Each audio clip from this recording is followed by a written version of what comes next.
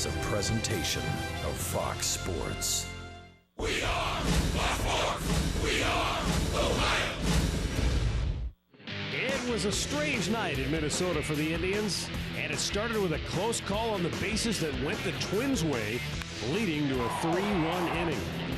A clutch home run by Yan Gomes was then wiped out by an Oswaldo Arcia later walk-off home run, and so was the Indians' 5-game road winning streak. So it's bounce-back time for the Tribe and Cody Anderson, who will be looking for his first win of the season next on Sports Time Ohio.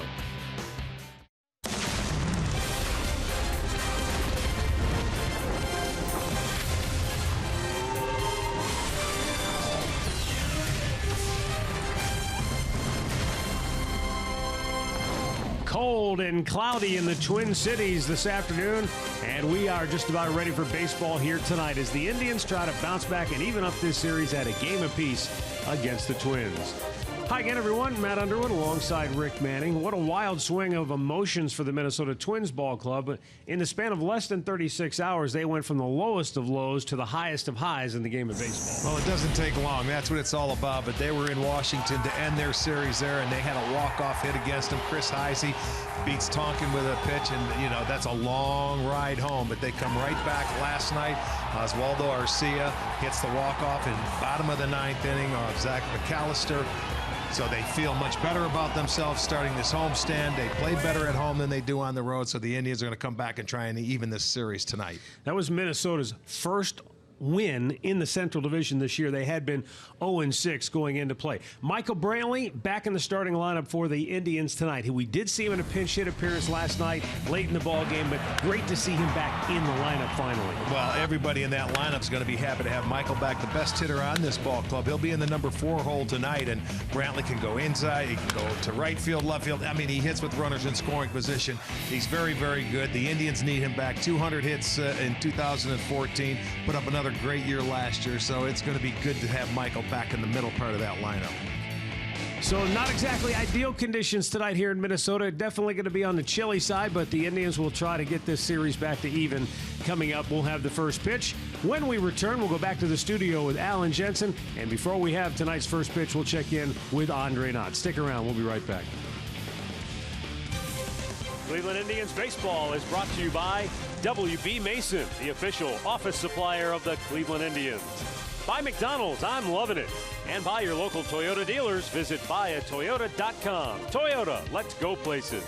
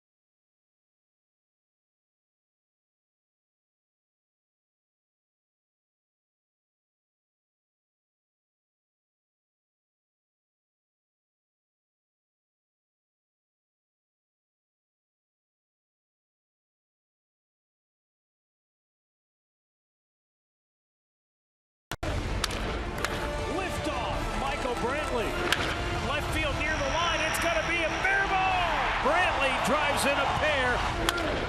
That baby's gone, and it's not coming back. Indians win it. Dr. Smooth has been Mr. Clutch.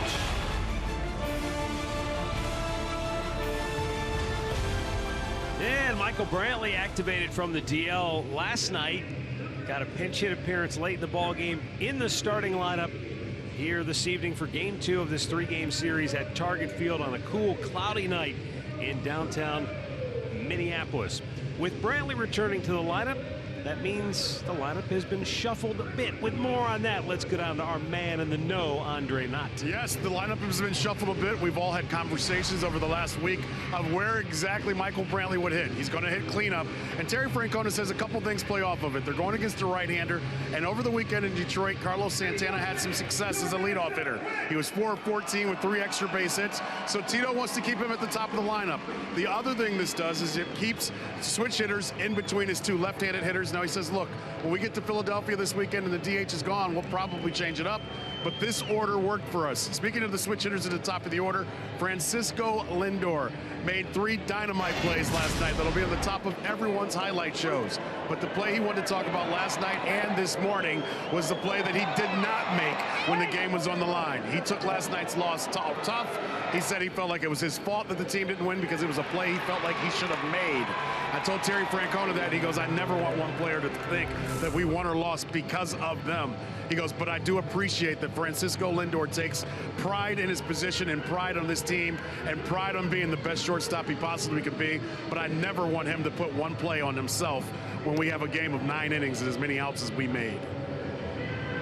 All right, thanks a lot, Andre. Good extensive reporting there as we get ready for tonight's ball game. Lindor obviously took it hard, and it's unfortunate, but that's what happens. And Rick, you pointed this out so many times over the years. When you lose, you go back and you break down and you nitpick, and everything's under the microscope. When you win, everybody forgets it. Sure, everything's magnified when you lose, but you know what? That's okay. I mean, you take it to heart. It's the little things that cost you the game. That's why you have to be consistent day in and day out. Indian starting lineup tonight brought to you by Progressive. For Terry Francona, it is Santana leading off and DHing. Jason Kipnis, then Francisco Lindor. Brantley will go into the cleanup spot, bumping Mike Napoli down to the 5-hole. Yan Gomes 6th. And then the bottom third will be Lonnie Chisenhall, Juan Uribe, and Tyler Naquin. Northern Ohio Hyundai starting pitchers Ricky Nolasco, 33-year-old, making his 4th start this year. Coming off a win against Milwaukee. He went 6 1/3 innings, 5 hits to allow just the 1 run. Now Nolasco was hurt for a good portion of last year. But he is back, and he's been the Twins' best pitcher. He's not a power guy. This guy throws about 33% sliders. He pitches backwards. He falls behind in the count. It's change-ups, sliders, and things like that. Off-speed pitches, so you're going to have to stay back on him. So Carlos Santana looks at ball 1 outside, and we're underway here in Minnesota.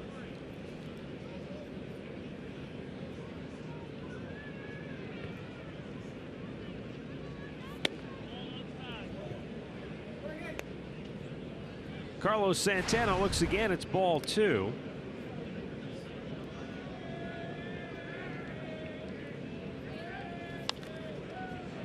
And on the 2-0 pitch, he pops it up. Foul ground. Dozier and Mauer go over and take a look, but they can't get to it.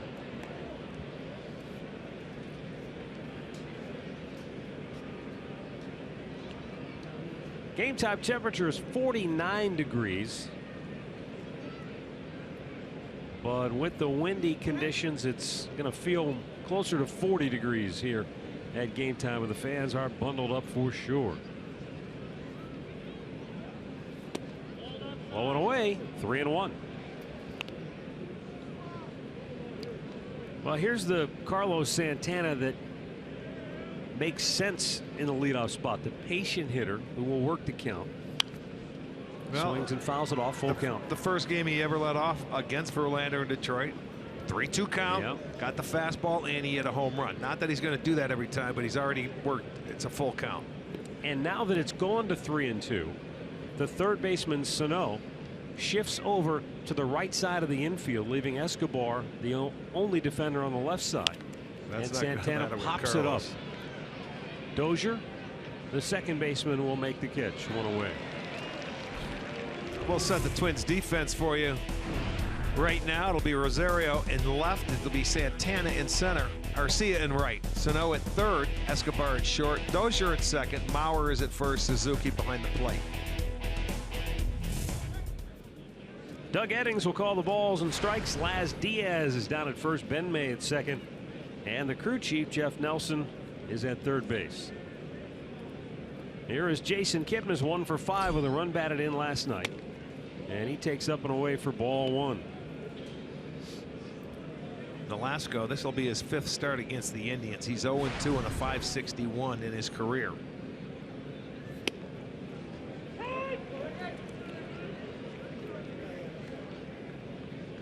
Signed a 4-year deal with the Twins back in December of 2013 and hurt most of last year and wasn't very good in 2014.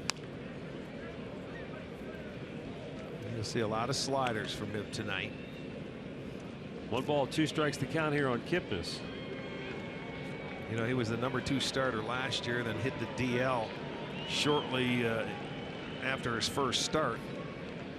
There's Breaking the slider. ball. Kipnis hits it well deep right field, and it is gone. A home run. It just did clear the 23-foot wall in right field, and it looked like it just got over the limestone cutout where the seats extend in front of the fence in right field. And for Jason Kipnis, home run #2 gives the Indians a 1-0 lead. Yeah, he picked on the slider, and that's not a bad pitch to sit on, but he left that one down and in. Kip loves the ball down there, and the Indians are going to play from in front again tonight. 1-0. They score again in the first inning. Yeah, that's that little limestone box that those seats in right field are surrounded by, and it's kind of a weird deal for the right fielder in this ballpark, because if he goes back on, say, a towering fly ball, those seats actually jut out, so they hang over the outfield wall.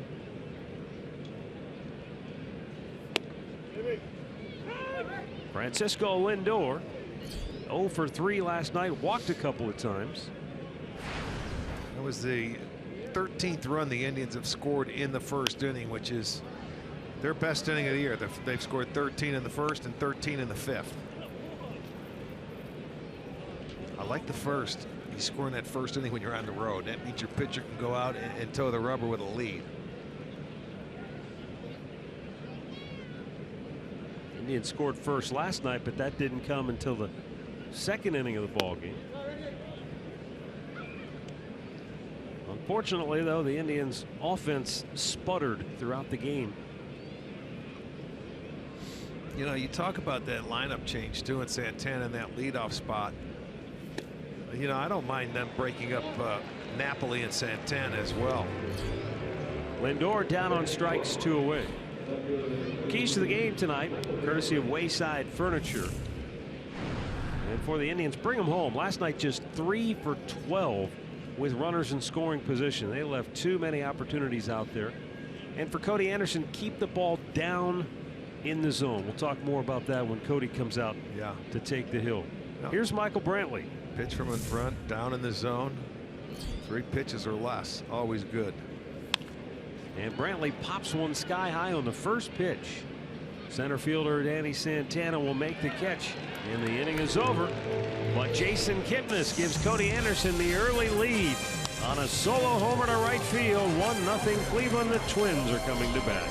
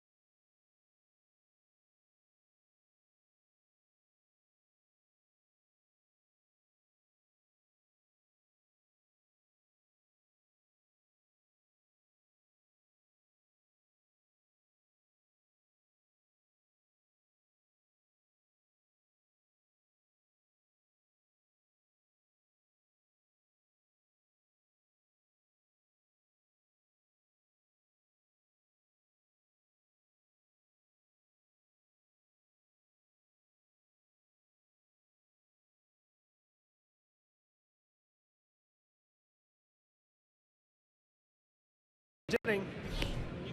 And for the Twins, the starting lineup tonight, courtesy of Paul Molitor, looks like this. Danny Santana, switch hitter, going to lead it off. Last night batted ninth. Brian Dozier, Joe Mauer, then Big Miguel Sano, Oswaldo Arcia, Young Ho Park, then Eduardo Escobar, switch hitter, Kurt Suzuki, and Eddie Rosario gets to start in left field tonight, and he bats ninth. And Cody Anderson is our Northern Ohio Honda starting pitcher. Cody looking for his first win this year. The Twins could be the victim because he was 2-0 last year against them in 3 starts with a .386 earned run average.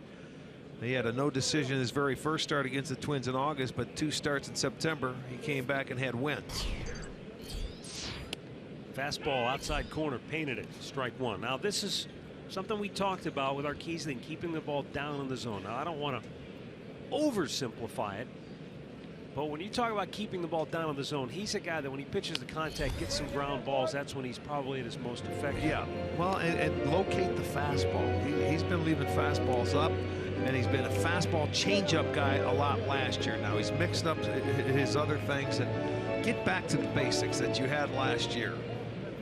0-2 count on Santana. Now, to your point about the fastball and being able to command it, a year ago, when he used his fastball, 26% of those fastballs were hit for fly balls or hit in the air. This year, 36% have been hit in the air. So fastballs up in the zone early in the season. And there's a line drive to the gap on a 1-2 pitch. And burning into second base is Danny Santana with a leadoff double.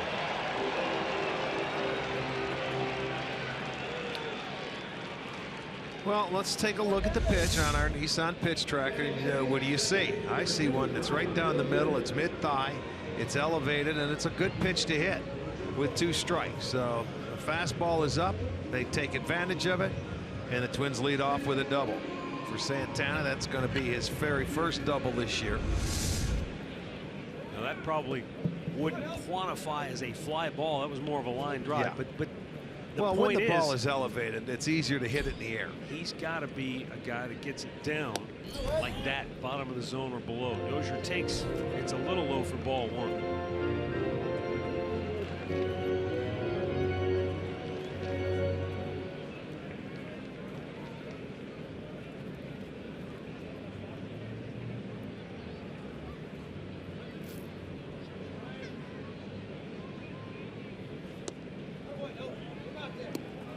Two balls, no strikes to Dozier. He was 1 for 4 last night, but boy, did he have a key hit. That one hit made it count. Driving in 2 with a double over the bag at third. You know, he's the guy that's been struggling as well offensively for the Twins. Still under 200. Bullseye, 2-1.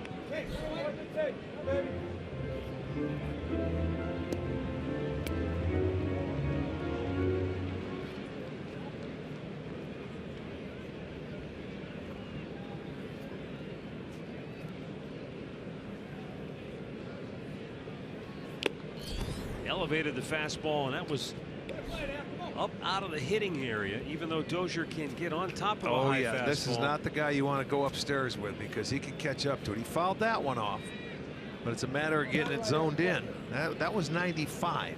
The pitch before that, I thought I saw 97. I could be wrong, but you know what? I'm not worried about it. I'm worried about the location.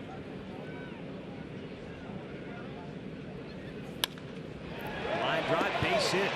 Into right field, they're going to wave Santana around. The throw is not nearly in time, and the Twins tie the game. Just 2 batters into their first at bat of the ball game. To me, that looked like a little cutter out over the plate that Dozier stayed on. Down and away it was, a cut fastball.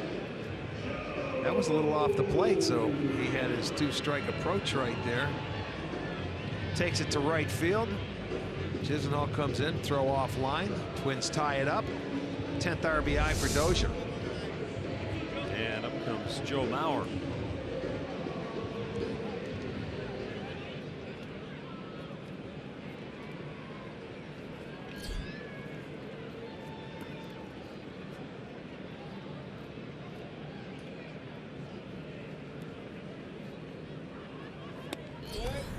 And the pitch down low, ball one to Mauer. Mauer last night 1 for 3 with a double. That double came in the first inning with 2 outs, but it did not lead to a run for the Twins.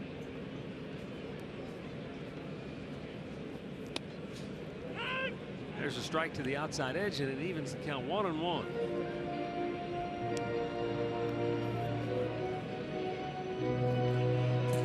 Minnesota last night entered the contest winless in the division. They were 0-6.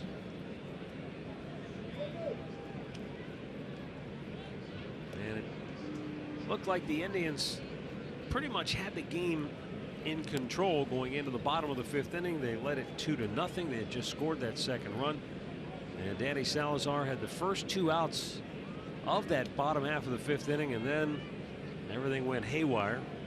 He gave up 3 in the inning, and then the Twins would end up winning it in their final at bat in the bottom of the 9th. Mauer sends a long drive deep to left, but Brantley is back, and he'll make the catch just shy of the track. Jason Dozier all the way back to first base. Well, cool night here at big ballpark. Tough to hit it the other way. Let's see. Mauer, a guy that stays to the opposite field throughout his at bat, never gives in. But then again, there's a lot of pitches down the middle by Anderson. Down the middle, and again, that was up. Yeah. Well, a lot of times with starting pitchers, we've seen this in the past, that first inning takes them maybe a little while to get settled in. No, he has pitched well against the Twins in his career, so you would think that, you know, he feels good about it. He won in this ballpark. And Miguel Sano takes ball 1. Sano at third base tonight. He was in the outfield last night in right field. Well, they wanted this guy to play. If Plouffe was here, he'd be in the outfield. Trevor Plouffe on the DL, intercostal. You know, he's hurting. Chop to third. Wicked hop. Uribe stays with it, and they get the out at second base. Jason Kipnis had to hang in there. That's where you get hurt, is you have to keep your foot on the base. You know, if you're going to be stretching over there on a play like that, who hustles to get himself in scoring position, but you can't move. And they can go sliding into that base, and I'm sure Kipnis took a cleat. Not intentionally. It was very close. I'll tell you what, it could have went the other way, because he was hustling. He had to back up at Uribe, and by the time he got in there, Dozier went in there and slid. He stayed on the bag, but watch Kipnis's foot. Well, Molitor's going to challenge it, although I think he's out. No, he is out. Well, let's wait and see after what happened last night. You never know. I'll tell you what, the throw beat him. Kipnis kept his foot on the base, and that's good. They can challenge it early. Well, I'm a little surprised that the Twins would choose to challenge this play, because that angle that we saw clearly shows he's out. We thought we saw an angle last night that clearly showed he was out, and it didn't happen. I mean, I just think if you're going to challenge this early in the game, you've got to have really good evidence. Yeah, I agree.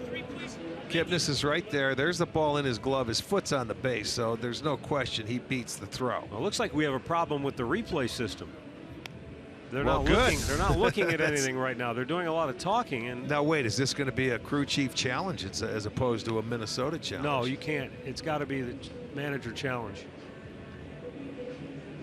So whatever Jeff Nelson had to say to Terry Francona cleared that up, and now he goes to the headset.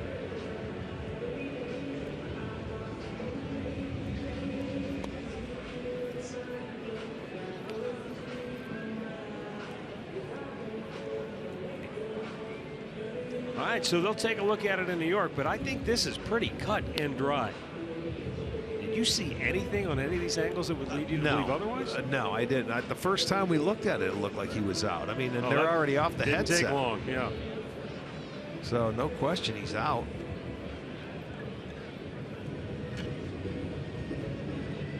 I would say the call stands, because if that's the way it is, man, it's the Twins challenge. So I would Twins challenge, and the call stands. It's confirmed.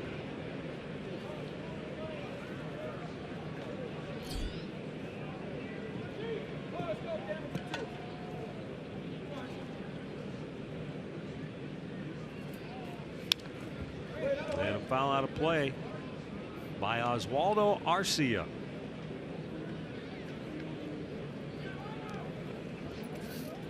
He was their hero last night, but boy, coming into it, the at-bats, the first 3 he struck out the first 2 times and really got jammed his 3rd time up before he hit the home run to win the game. Ground ball toward Francisco Lindor. He'll throw it over to Napoli, and that will end the inning.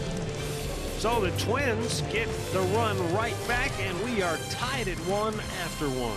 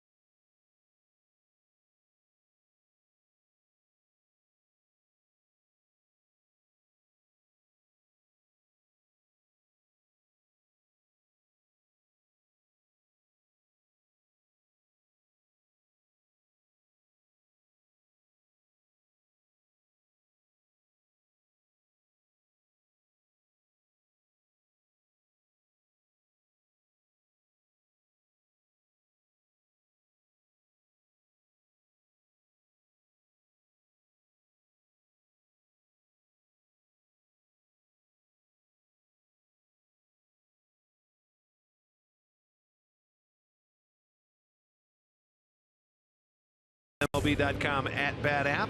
You can stay connected all season with radio broadcasts, video highlights, stats, news, and more. Download MLB.com at-bat, the #1 app for live baseball on your smartphone and tablet. 1-1 our score. And here in the 2nd inning, Mike Napoli will lead it off for the Tribe. And Alasko with a fastball to the outside corner for strike 1. Mike Napoli has had a rough go of it here of late. I think the frustration for Napoli reached a boiling point last night when he struck out 3 times in the ballgame. He had a 4 strikeout game in Detroit. So that gives him 10 strikeouts in his last 4 games played. And 25 out of his 65 at-bats.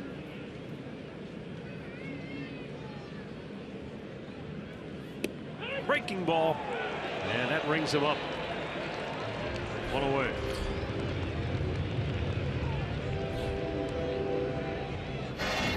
Our great clip of the game from last night. Yan Gomes going down, and he got it. His 3rd home run of the year. It tied the game at 3 and gave the Indians a little life and some hope. But unfortunately, Minnesota would come back in the bottom of the 9th with a home run of their own to win it. He hit that ball a ton left center field here.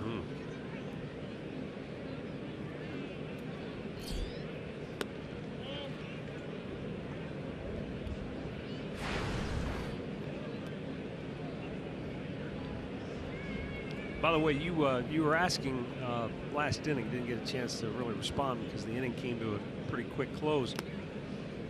On the challenging, though, for managers, the only thing that they can ask an umpire for an umpire review is a home run or some kind of a record-keeping situation, a substitution, any kind of a play on the field, though, has to be a manager's challenge other than a home run.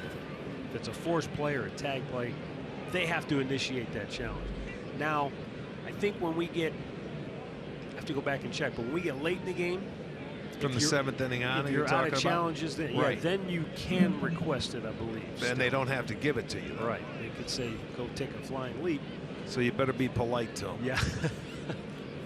Which, as you pointed out a year ago, we don't see very many outbursts anymore from the managers. Yeah. Occasionally, a guy loses cool, but they don't get tossed. Well, you know, the funny thing it is, there's no arguments. All of a sudden, you see managers on the top step. They're looking behind them instead of out on the field of play. And it's like, you know, what's going on here? I liked it better when there was no replay. You go yell at an umpire and you get your feelings across. Gomes down on strikes. Back-to-back Ks for Nolasco. 2 down here in the 2nd inning. Well, the K's coming with the curveball in this inning. He also has that curveball. He's got the slider, changeup, and he'll sink his fastball. He'll cut it. You know, deception for him, but that was on the outside edge. Pretty good pitch, and it's back-to-back strikeouts for Nolasco, and he has 3 now.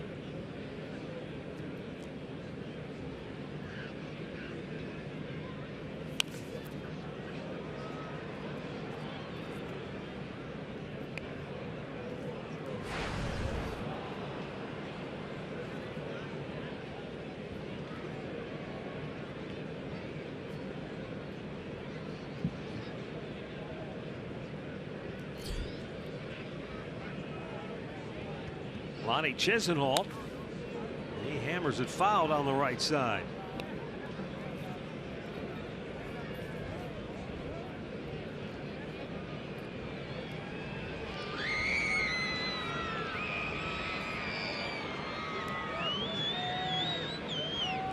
Again, they do their shifting, sending Sano to the right side with 2 strikes.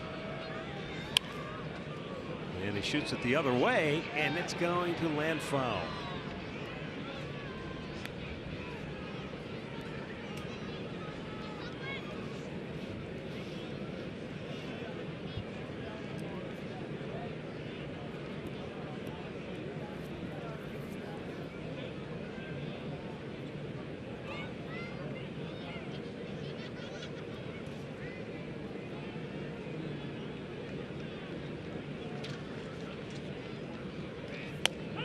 Oh, strike 3 called, and Ricky Nolasco strikes out the side here in the 2nd inning.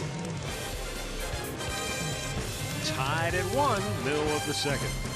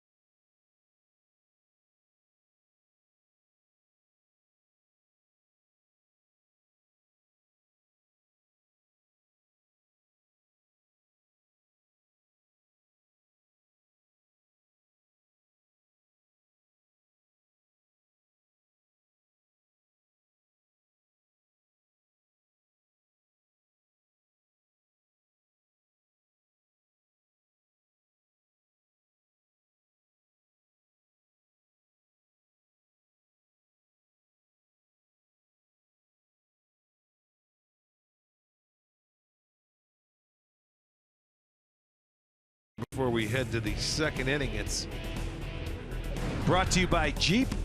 In the outfield, Brantley, Naquin, and Chisenhall. On the infield, it's Uribe, Lindor, Kipnis, and Napoli. Gomes doing the catching.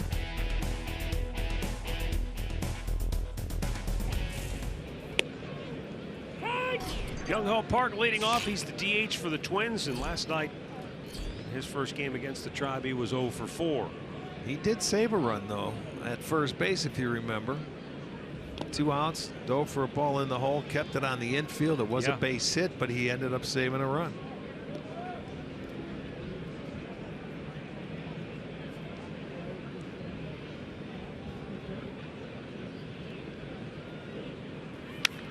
Hammered towards center field, and Naquin got a late break. He won't get it, and it gets lodged underneath the fence. So Park's got at least 2, and he'll hold there with a double.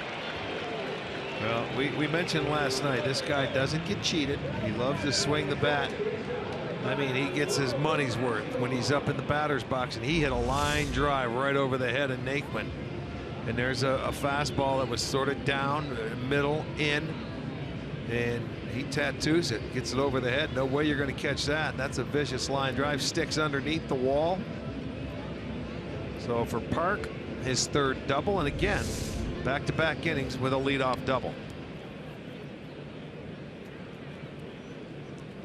We'll see how Minnesota fundamentally gets him over and gets him in, if they are capable of.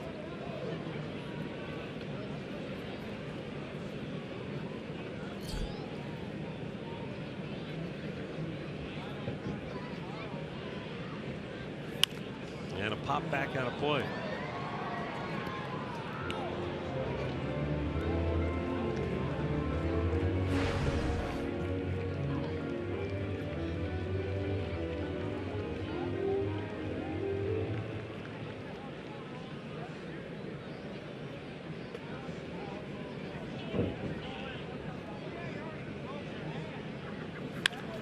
Hit on the ground right at Jason Kipnis, and the second baseman will throw out Escobar, but he gets his job done, moving the go-ahead run just 90 feet away.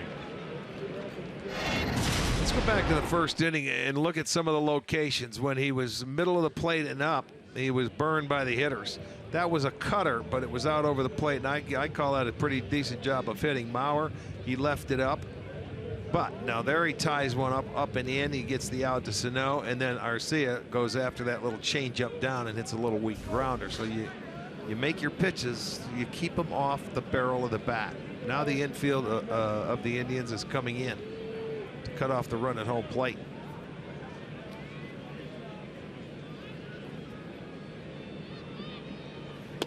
Down low.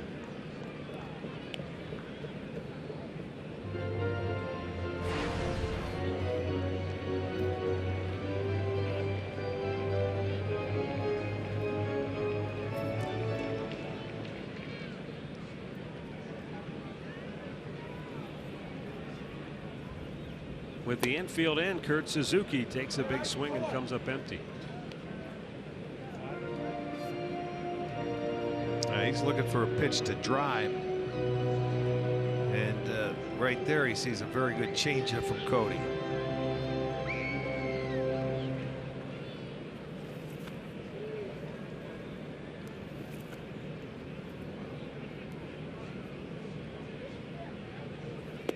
A little bit low.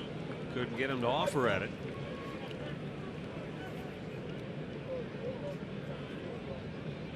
Suzuki, who did draw a walk last night, is a guy who, he will be patient, especially in these kind of situations where he's got an opportunity to drive in a run.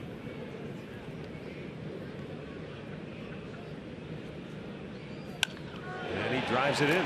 The Twins take the lead on the RBI single by Kurt Suzuki. 4th hit already for Minnesota. Well, they got him over, got him in. So fundamentally they did their job. Got him on, got him over, got him in. He followed up his changeup with a fastball. I'm telling you, he's hit way too much of the plate early part of this ball game and upstairs. I don't like to keep harping on it, and I know you don't like to give the hitters too much credit, but boy, you better stay out of the middle part of the plate. He's getting way too much of it.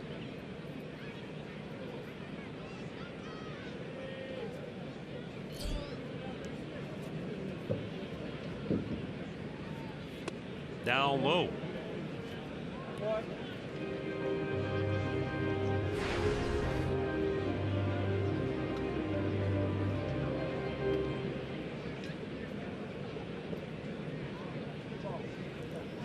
Cody Anderson. His last 2 starts, he's given up 5 runs in both starts.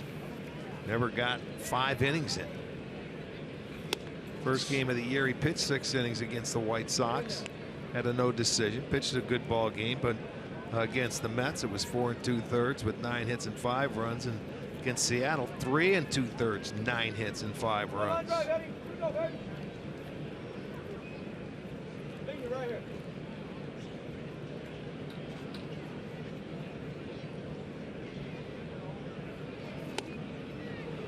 Rosario comes up empty, and the count 1 ball and 2 strikes.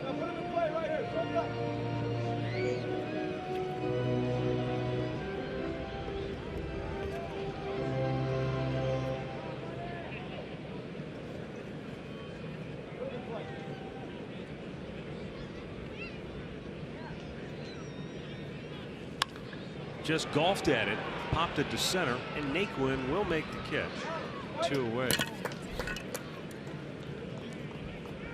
Check in with Andre Knott. You know, the question that I have about Cody Anderson is his body has changed tremendously over the last year, and his stuff has changed. And with that body change, you start to wonder, you know, he's throwing harder with the fastball, but the changeup is harder. Last year he got away with it. There's some variation, guys, in his fastball and changeup. The question I'll ask you guys, we talked about this last year, how much would a wrinkle, a curveball or a slider help him keep people off that same plane right now? Well, any pitch that you can throw off speed would help. But, you know, as you mentioned, that changeup now is about 86, sometimes 87, where it used to be maybe 82, 83. That fastball that I remember was 92, maybe a little harder last year, but it's up to 95, 96. But it's all about locating it, keeping it down in the zone. He's been, Andre, we're showing the replay, he's been up in the zone a lot.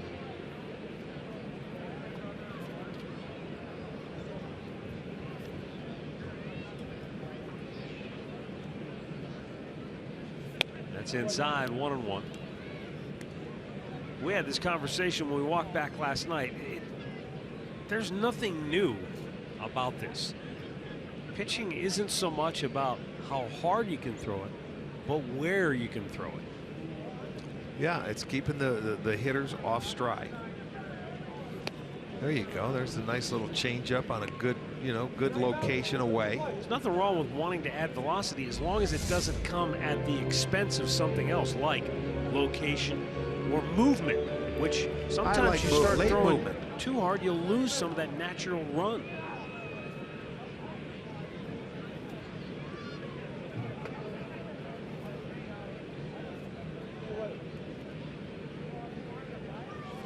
Missed inside, not by much. That's okay. I like that pitch. It's in off the plate. You know, I remember Cody last year having a lot of, you know, low pitch innings, 10 pitches or less sometimes. And, you know, he would have a couple of them a game because guys would get aggressive. Now, if they're going to lay off some of these things, and he's got to make an adjustment too. Well, the Twins take the lead with a couple of hits here in inning number 2. And Minnesota is in front 2-1.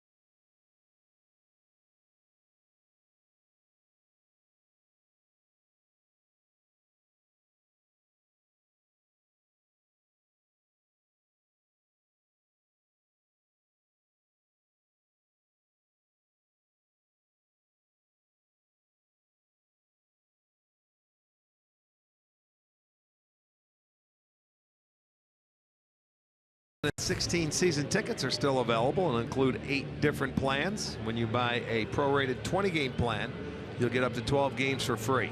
Visit Indians.com season tickets for more details. Now we go to the 3rd inning, and it's a 2-1 Minnesota lead. Juan Uribe to lead it off for Cleveland. And Ricky Nolasco's pitch is hammered deep left field. Rosario looking up, gone to Souvenir City. And on one swing of the bat, the Indians come back and tie it here in the 3rd. For Juan Uribe, that's his first home run of the year, first as an Indian. Well, that didn't take long, boy. One swing and he ties it up. The Indians on the board with 2 solo home runs today. Minnesota with some doubles and singles. Will be our Yellowwood bringing the lumber in. Juan Uribe, go fastball. He missed his target. They wanted it away. You can't sneak it by him inside. No. He cheats that way, and he gets the barrel out of the bat out of there, and it gets out of here in a hurry. So one swing, we have a new ball game. It's tied at 2.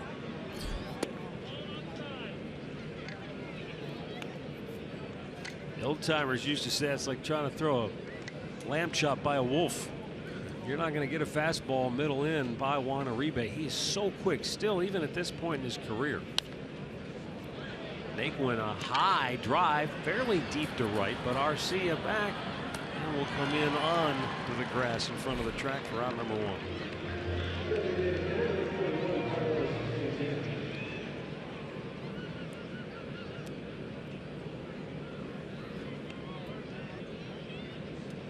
Our stat of the game brought to you by Buick.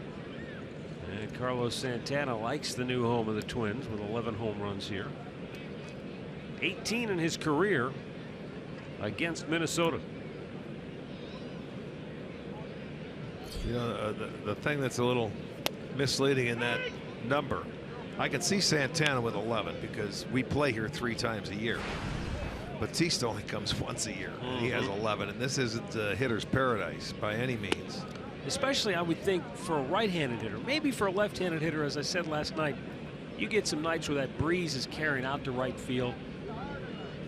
But to left, it just seems like that's a long poke out there. 377 to the alley.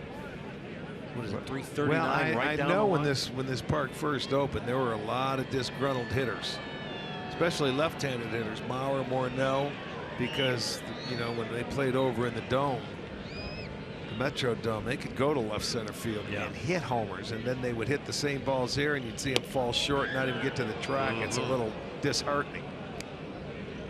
That was a close pitch. Santana getting the benefit, and it's 2-2.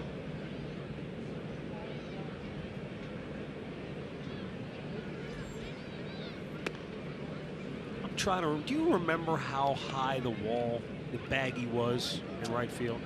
It was probably 15 feet. I mean, because the first year they had it, it was still like that regular 8-foot wall, and then they raised it up a little bit. So. We'll have to find thought out. somebody told me it was the exact same height as it is now, but it seemed like it was so much higher over there. Yeah. Indoors. Santana grounds out, 2 away. We'll find out. Jason Kipnis, first time up. Hanger. See you later. Well, that's Jason's wheelhouse. It started to break right down and in to where he likes it. So he gave him a first inning lead. High fastball.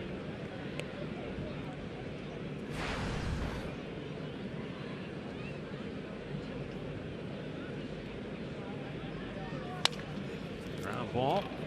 And Dozier takes it. He's got to lead the pitcher, and a good job by Nolasco to take the feed, and that'll end the inning. Juan Uribe, well, the first pitch of the 3rd ties the game at 2.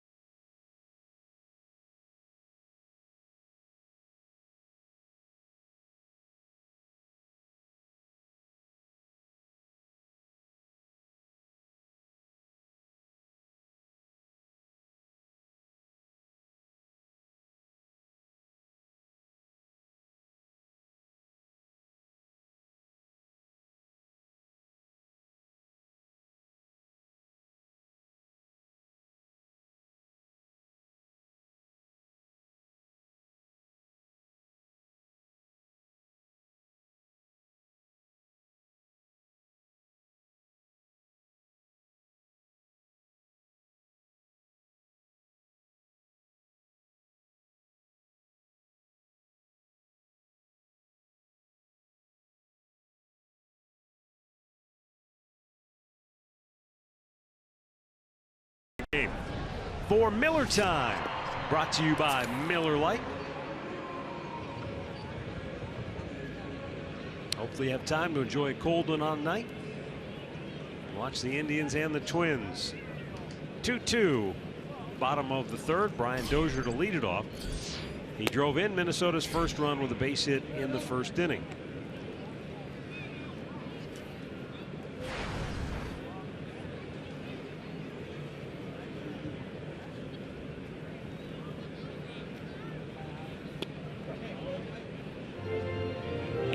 Checked with the Twins guys next door, and the wall in right field is the same height as it was at the Metrodome with the baggie. Gotcha. I don't know why. It just seemed higher to me. Well, because you're close. That roof was up there, and that upper deck was up there, and the guys could hit it into that upper deck, if you remember. Jim Thome did. I remember watching a lot of guys. Ben Ogilvie and Cooper and those guys could wear that upper deck out as long, just like Ken Herbeck and a lot of the left-handers that the Twins had. Dozier swings and misses, 2-2. Pretty sure Justin Morneau hit a few up there as well. It's a nice changeup. You can see the grip on the baseball, and it's got a little movement to it. And it has Dozier out front. I like that. Good pitch. Now the 2-2. Ground ball foul.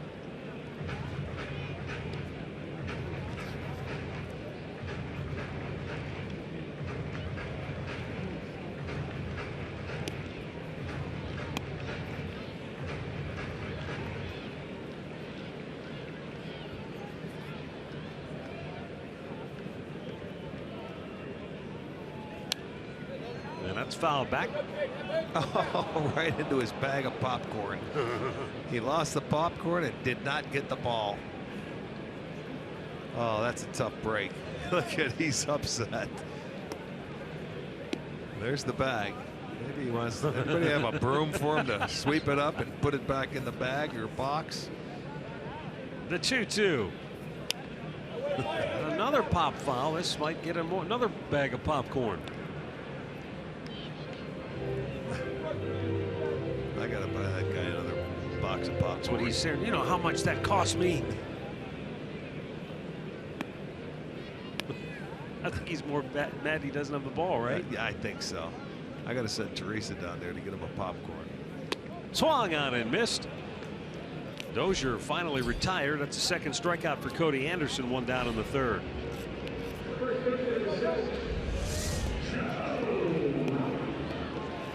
We can make this our Circle K strikeout. Good changeup, and when it's down in the zone and they know it's a good one, you get them to swing and miss, and that always comes when you're ahead of the hitter.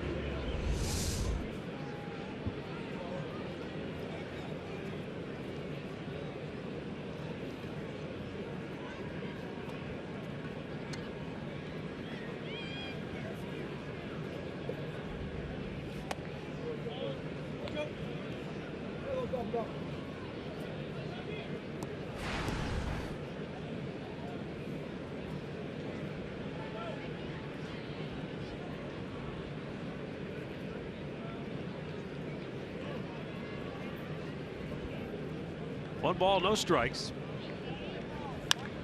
And Mauer crunches it to first. Napoli has it, takes it himself, 2 down.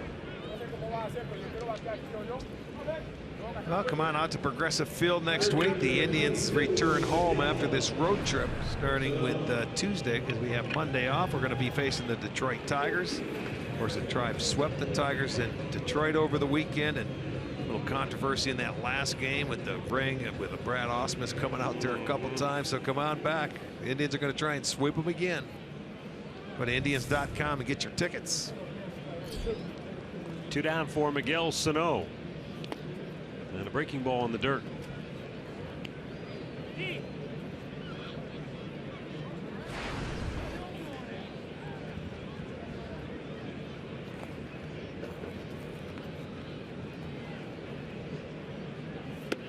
A little bit high.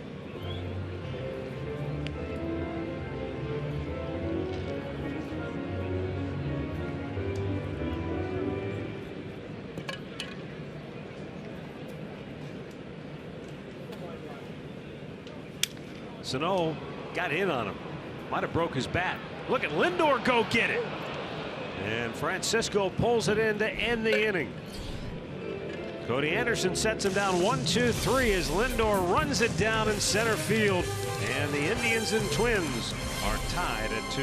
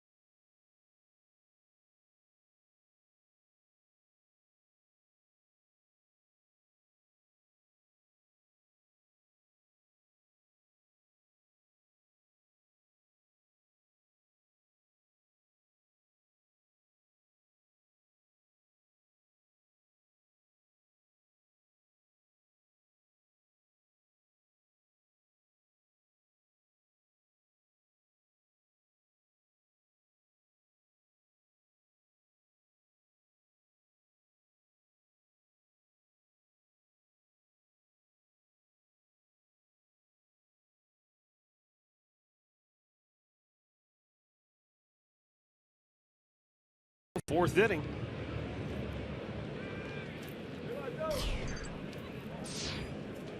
Ricky Nolasco will go to work on 3, 4, and 5 in the Indians order. Francisco Lindor, Michael Brantley, and Mike Napoli.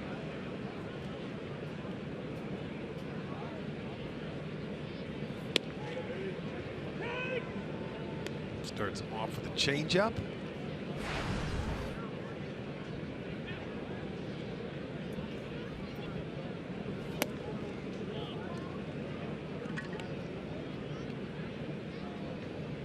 The Indians with 2 hits tonight, both of them solo home runs. Kipnis, 1-out homer in the first. Uribe led off the third with his first home run as a Cleveland Indian.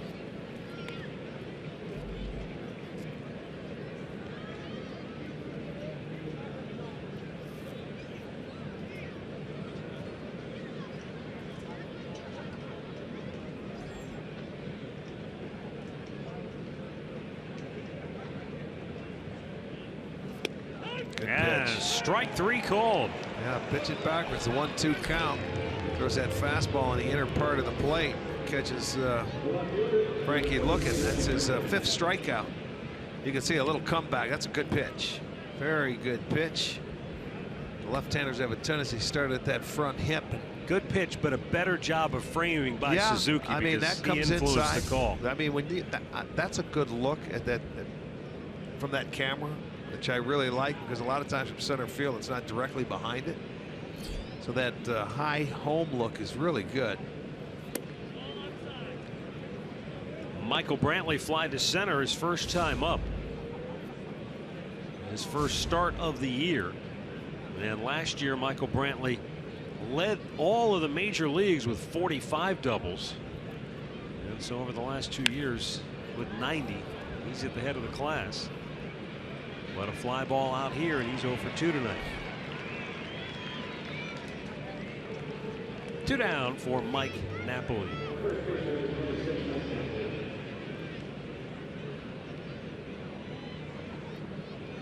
Napoli called out on strikes his first time up.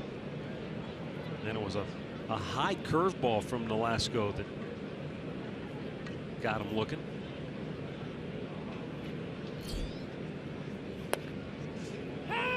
Mike Napoli right now is shaking his head because it seems like anything they're throwing up there is a strike. Sure does. That did not look like a strike, I have to admit.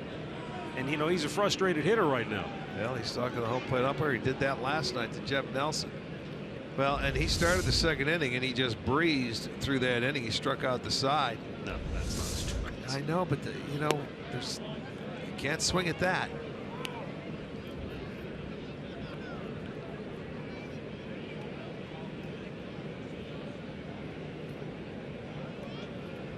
Now the 1-1.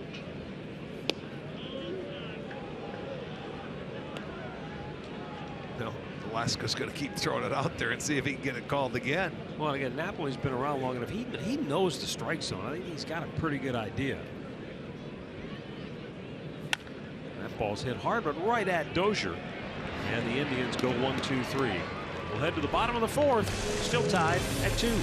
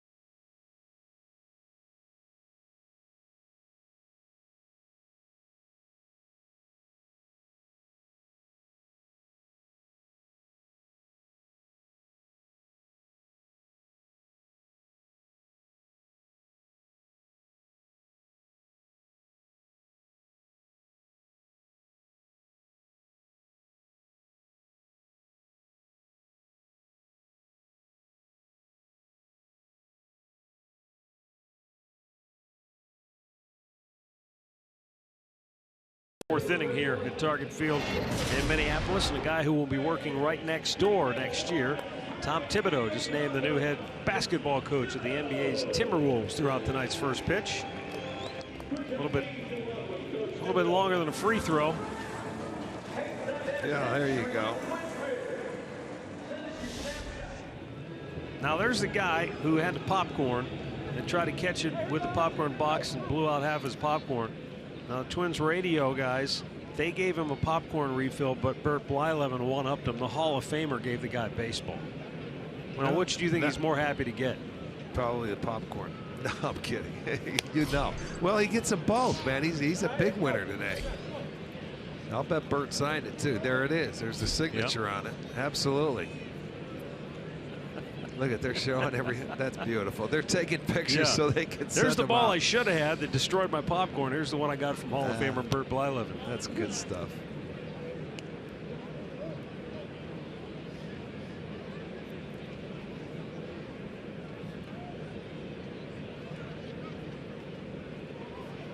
Oswaldo Arcia, swing and a miss. Corey Provis of the Twins radio network. He must feel like, remember the Lou Gehrig story? Remember how Babe Ruth goes in and gives the kid an autograph, and then Lou Gehrig goes, "Oh, I'm going to hit you a home run today." You know, he goes in and one-ups him.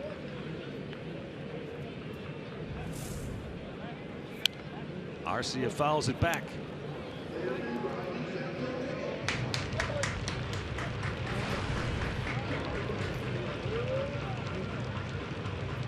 Two-two here in the fourth inning.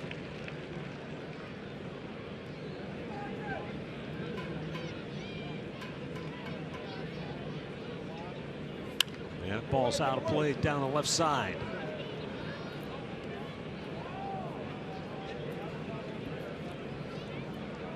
Cody's starting to settle in now. First two innings. First inning leadoff double. They got to him early. Second inning leadoff double. They ended up scoring, but now he's making some quality pitches. Change up. Arcia way out in front.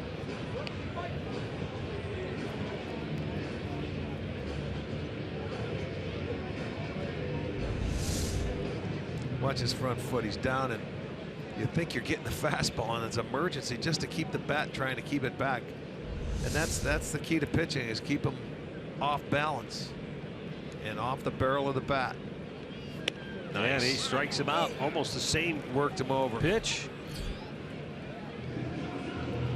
Yeah, you start watching the locations and the movement of the pitches now that Cody Anderson is throwing. You see excellent locations with movement. You expand their strike zone when you get to 2 strikes. He's locked in now. He's got a feel. And then you're looking for that changeup. He had him so far out in front. What do? Throw the heater by him. Yeah, he's getting into a rhythm now. This is a guy that led off the 2nd inning. Park with a rocket over the head of Tyler Naquin in center field to start that inning off. Nice pitch.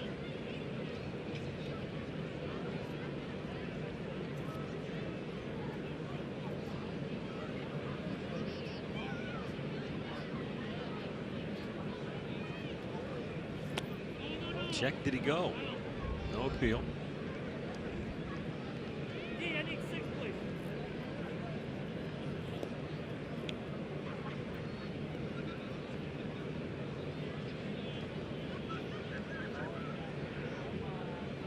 Now Cody Anderson's 2-1 offering. And that's hit hard deep left field. It's going to be extra bases once again for Young Ho Park. As Brantley will lob this one back in. Park has his 2nd double of the ball game. I tell you, Park did a really good job of keeping his hands back because it was a changeup that was away. So he's going to have 2 hits. Watch the hands. That ball is back. He was fooled by it, but he let go with that top hand and just followed through it and hit it pretty hard, boy, to left field. One hops a wall. So he is 2 for 2 with a pair of doubles.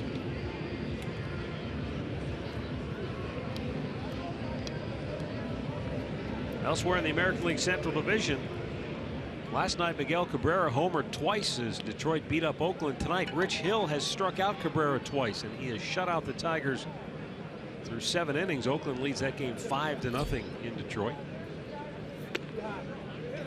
And as if a couple of runs weren't enough for Chris Sale, Chicago bombing Toronto 7-1. Chris Sale about to go 5-0 to start the year. Yeah. I think he did one other time in his career 5-0. It was back in 2014. Yeah, they're firing on all cylinders right now, playing with playing a pretty good brand of baseball right now with solid pitching and timely hitting. Speaking of good pitching, Tampa Bay leads Baltimore 3-1. They're in the 7th inning in Baltimore. Tampa Bay trying to get him again.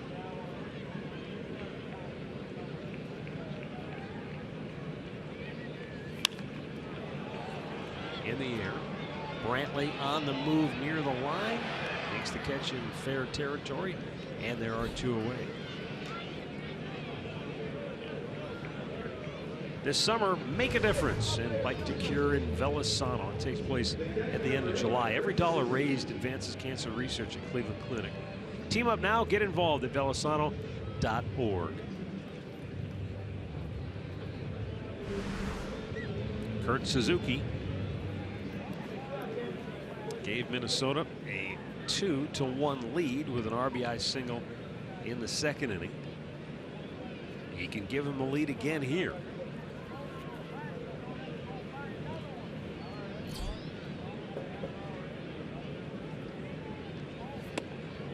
Missed inside, ball 1.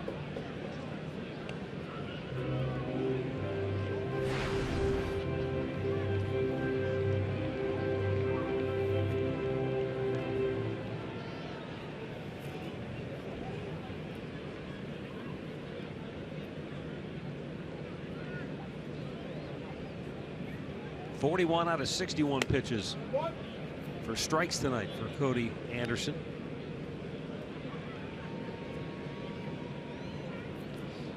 Cody is a guy and has been that he pounds the strike zone.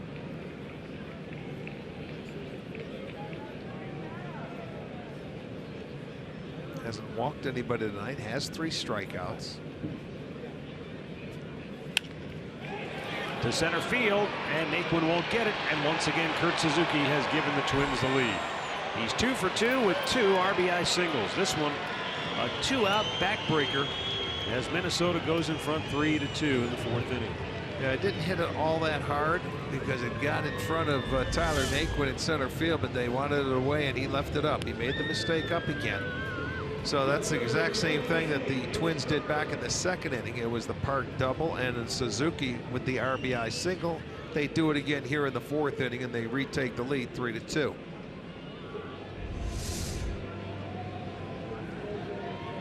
And the number 9 hitter, Eddie Rosario, to the plate. Rosario fly to center, his only time up.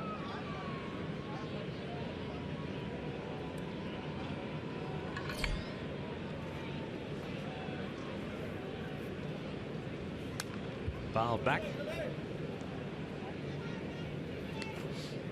I'll never forget the home run this guy hit last year in this park off, I believe it was Josh Tomlin on an 0-2 pitch, where he threw one up around his chin, and he hit one out in right field. And Molitor said, well, you know, this guy, he'll swing at anything a lot of times, but he ended up hitting one in this ballpark last year. The best thing about that, not that there was anything good about it from the Indian standpoint, though, last year, the very next day, the picture on the front page of the newspaper had that swing caught right where he made contact, right there. Yeah. And it was just amazing to see it frozen. The bat was shoulder high. Yeah, that was an 0-2 pitch that he was able to hit. I'll never forget that, because you would never expect to see it. Nice backhanded stop by Napoli, who lays out for it, and that'll end the inning. But once again, Minnesota takes the lead, 3-2 after 4.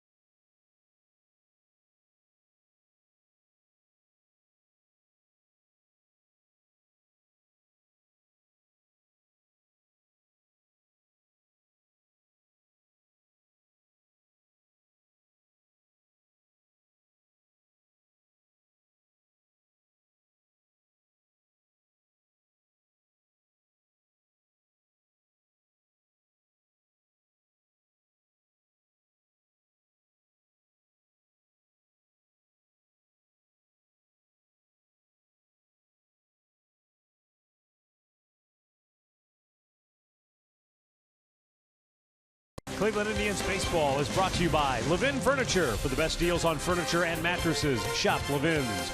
By your Northern Ohio Honda dealers. By the Cleveland Clinic, access anytime, anywhere.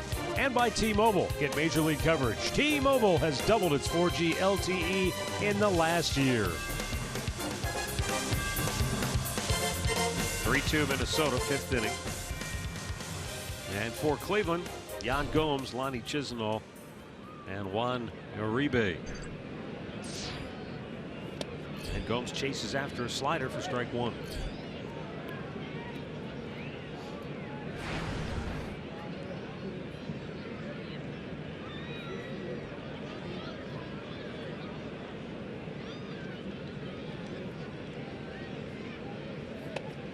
In off the dish.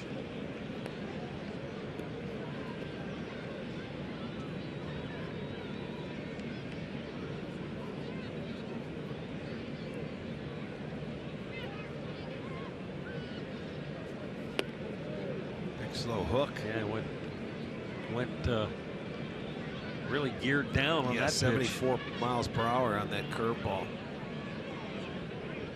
It gives it, yeah, it's slower, more tilt to it.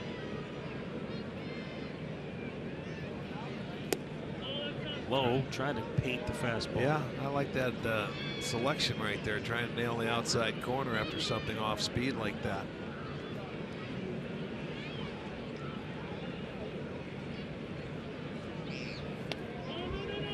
He was able to hold up and a full count. You know, for Nolasco, he was on the DL twice last year. As I said, he was their #2 starter, went on the DL April 11th, right elbow inflammation.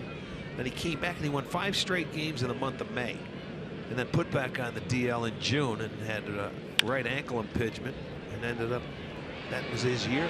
Nice play by Eduardo Escobar as he retires Yan Gomes. He went up the middle a long way just to flag it down.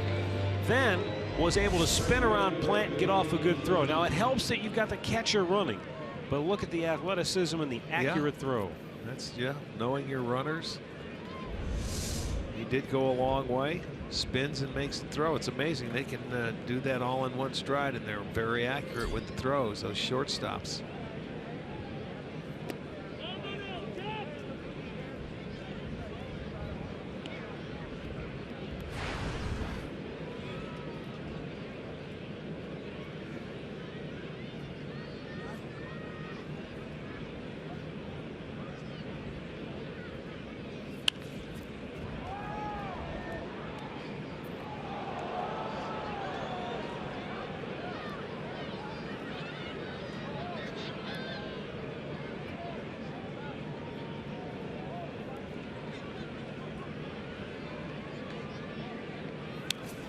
Pop back, out of play. Lonnie Chisenhall called out on strikes. His only time up.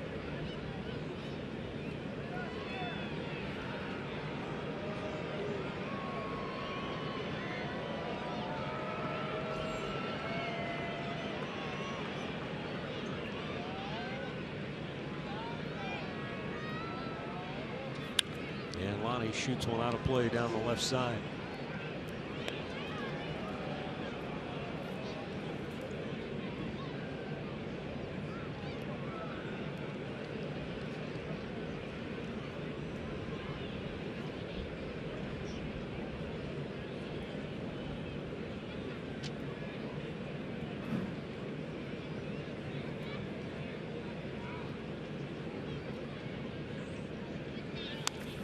Foul by Lonnie. Hanging in there tough.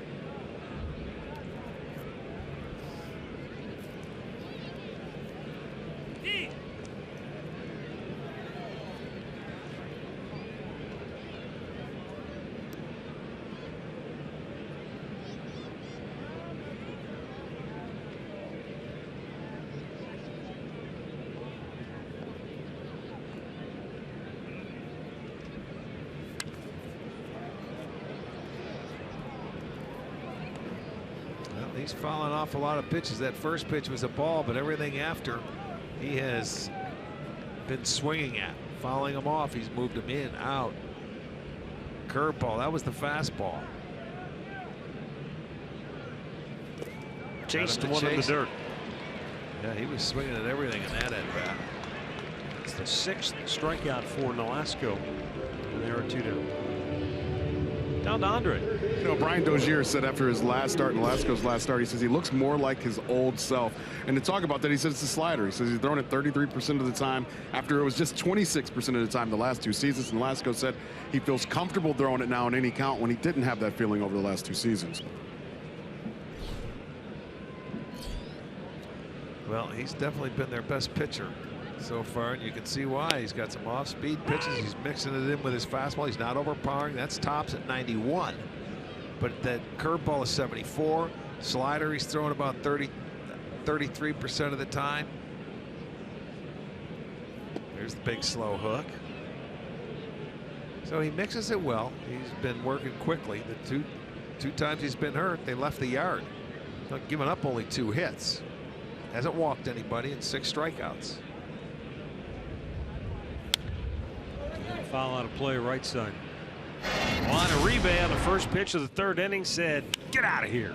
Yeah, but that's a pitch Nolasco wanted back because he missed on the inside part of the plate, and it was not coming back. Uribe's first home run as an Indian.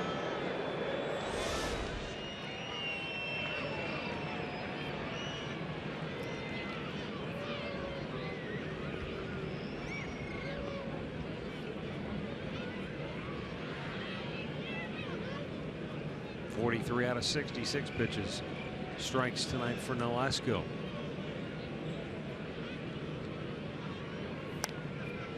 You talked at the outset about how he'll pitch backwards. One thing he's been able to do is either A, get guys to expand their strike zone, or pitch ahead. He hasn't really had to come in and challenge anybody for the most part. That's what you do when you pitch backwards. He locked up a couple guys with a fastball inside because they're sitting on his off-speed pitches, but he's in front of the count. So he's always pitching from in front, and they have to expand it. Well, he's on a roll right now. Since the Uribe homer in the third, he's retired 9 in a row.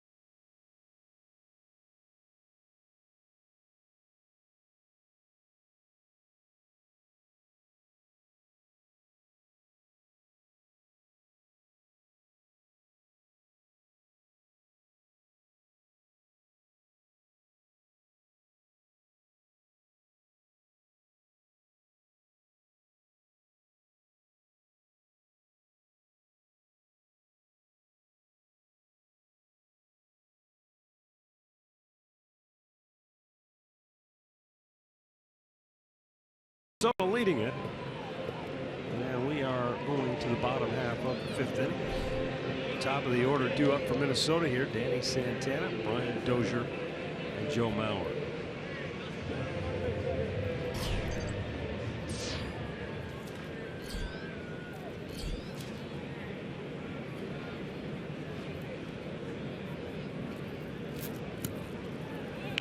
He bunts it.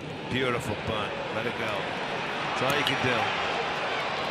Leadoff man aboard for the Twins as Danny Santana has his second hit of the night now. Well, that was just a beautiful bunt. It stayed on the grass. He deadened it beautifully, and Uribe realized by the time I get it, and look at, he's charging in. He didn't fool him. He just laid down a perfect bunt. That is absolutely perfect. So he is rewarded with a base hit, his second base hit. Infield bunt to get it started. So they've had the leadoff man now 3 times out of the first 5 innings.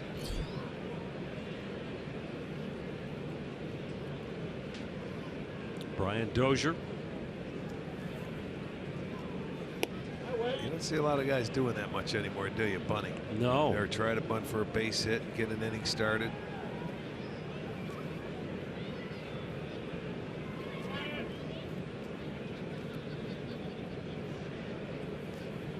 I think there's a couple of reasons for that.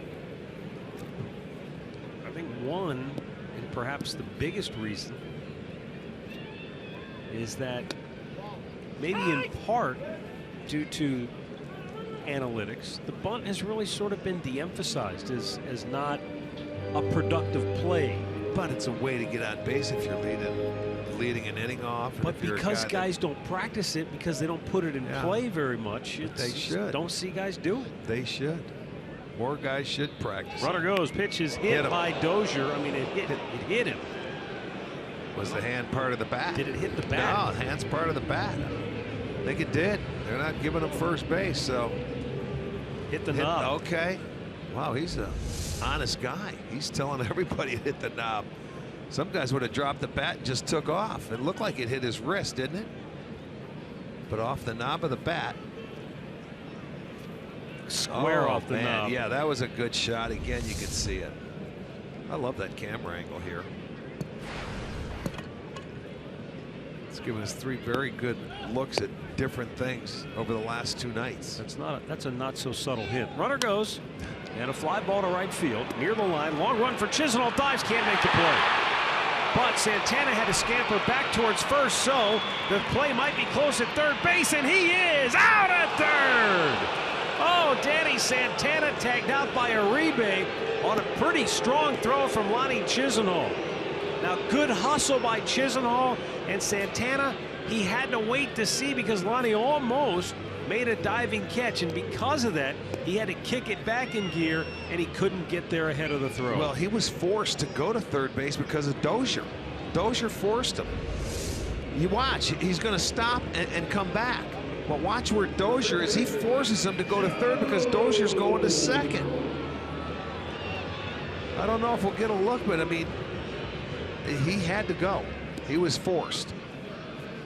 See, and there's Dozier going into, he's worried about getting to second. They didn't realize he was going to make that kind of throw to third base. I think he was going anyway. And it's close. He might have had the hand in there, but they don't have a challenge.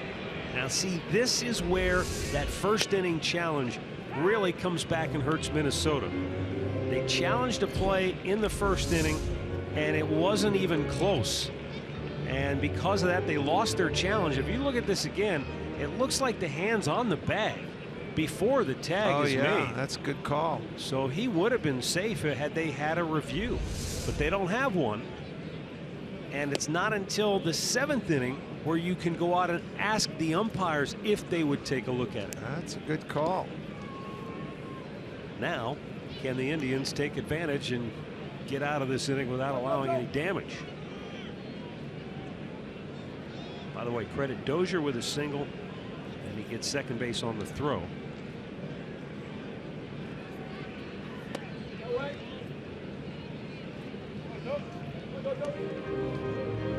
Once again, our guys here in Minneapolis do a terrific job. It was a great second look.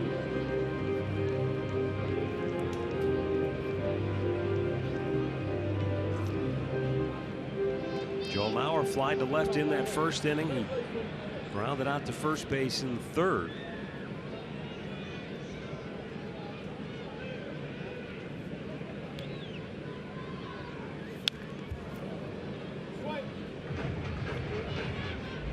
Take a look at Santana. See, watch, he's going back to first, second line. He's going to catch it, and then right on his tail, I agree with you. He was going to go to third anyway, but I really felt that he was forced to go to third. On that look right there, it looked like he wasn't expecting a throw. It was almost like he was going to go in there standing, and then sort of got surprised at the end and had to slide awkwardly.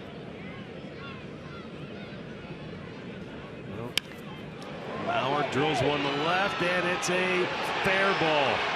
So he drives home a run as Dozier scores, and it's 4-2 Minnesota. The ball hopped up into the seats.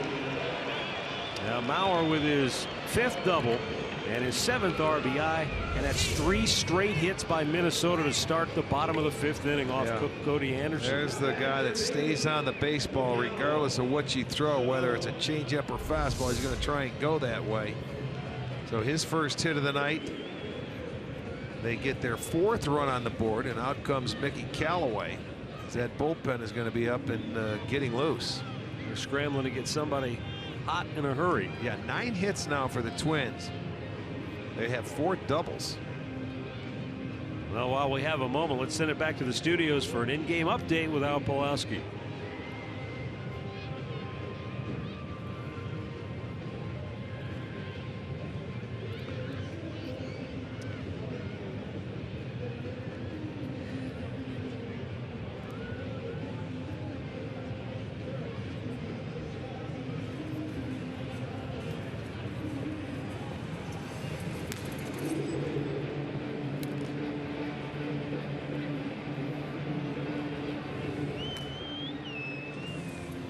All right, thanks, Al. You see Dan Otero getting loose in the tri-pen.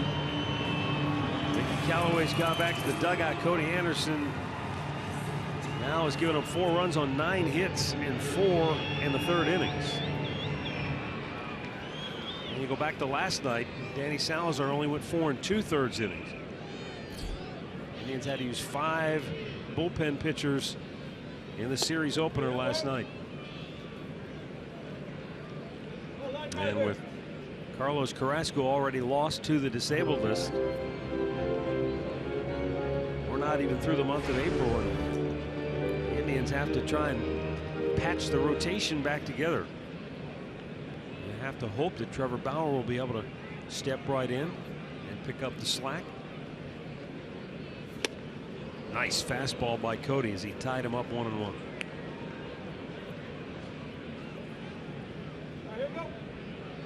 But because the Indians have a couple of off days, scheduled off days coming up, and who knows with the weather how everything plays out, but they might be able to sort of maneuver the starting rotation to where they won't need that 5th spot for a while. Yeah, if everything goes according to plans. Right. We have Thursday off supposedly, and Monday. We say weather permitting because tomorrow the forecast does not look favorable here tomorrow night for the finale. It does not. Windy, cold, and rainy. Full foul. Oh. Andre ducking down in there again. I can see that hat peeping up. I wonder, you mentioned yesterday that the dugouts have the heat coming out. I wonder if there's any heat in his cubby hole. He's a guy shaking his head saying nope, he wouldn't have that hat on if there was. Oh, he's got a lot of hot air. Don't well, that I know. Keep everybody warm down don't there. We all? Now the 2-2 in the dirt. Full count.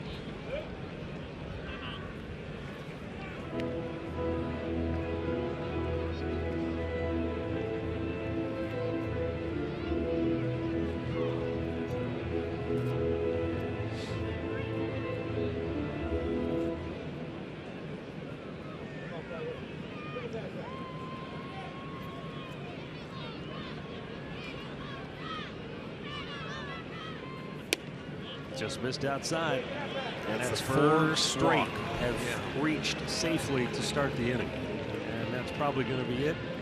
Let's see. Tito's mulling it over.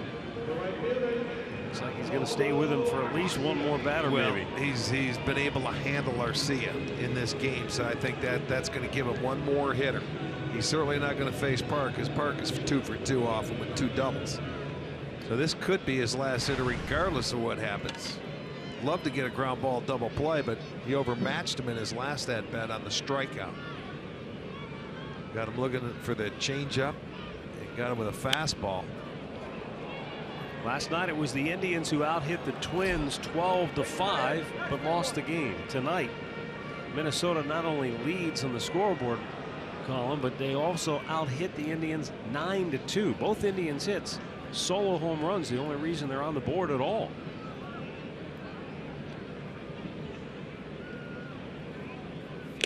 So based on that, this is key spot for Cody Anderson and the Indians.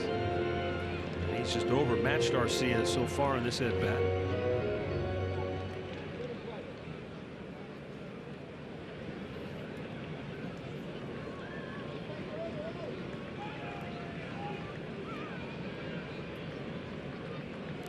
And the 0-2 upstairs, trying to reach back for a little something extra. Might have overthrown it.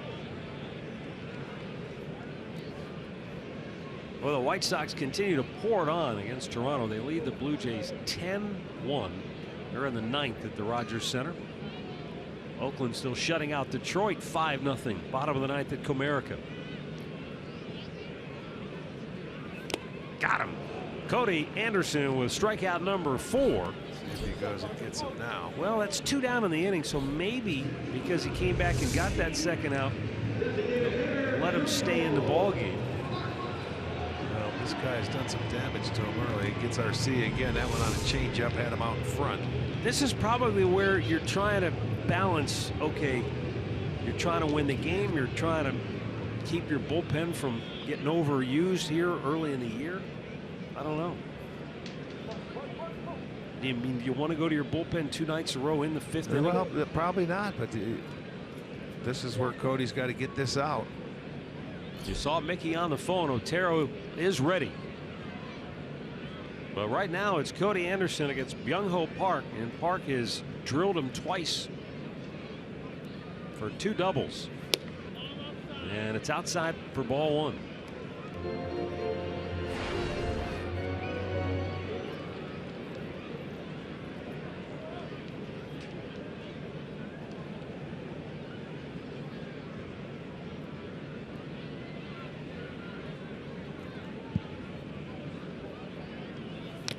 Swung and missed.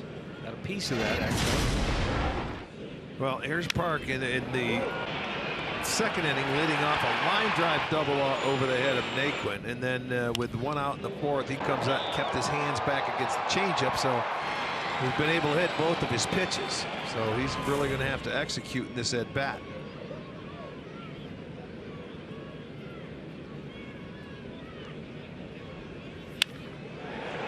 Line drive caught by Lindor to end the inning. He leaped up and snared it before it got into left field. And that saves the Indians big time. But Minnesota goes in front 4-2.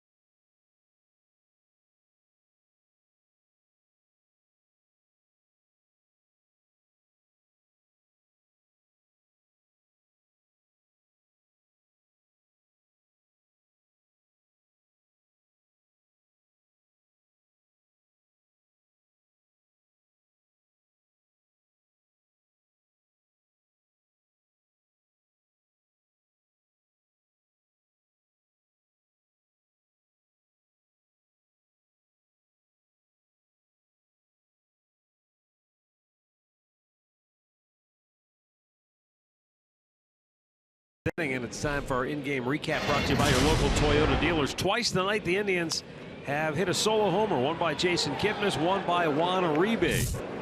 But twice tonight Kurt Suzuki has had an RBI single that has given Minnesota the lead. First time was in the 2nd, and the last time was in the 4th, and they've since added a run as they lead it 4-2.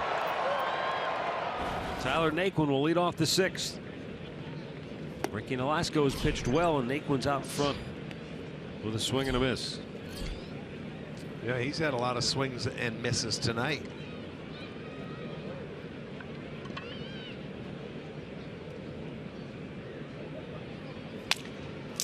And a broken bat base hit by Naquin. It went off the glove of Mauer at first base, and then, like in hockey, it carried by Dozier, who was behind him, and it got in the goal. So Naquin's aboard for the Indians. It's all right. They needed their leadoff man aboard. Only their 3rd hit of the night. It was off the end of the bat. He might have broke his bat, but look at where Mauer lays out. He ended up getting leather on that ball. Not so sure if Dozier would have been there and been able to catch that ball and throw it to Nolasco. Who knows? But it's a base hit for Naquin. And now Carlos Santana, who is 0 for 2 on the night. Santana's popped up, grounded out. And he takes outside for ball 1. At the moment, Minnesota's bullpen is quiet, but certainly that could change, even though Nolasco has just made over 70 pitches. Naquin extending his hit streak now to 7 in a row.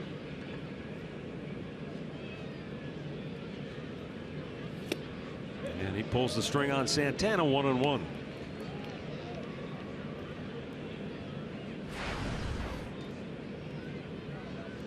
Carlos Santana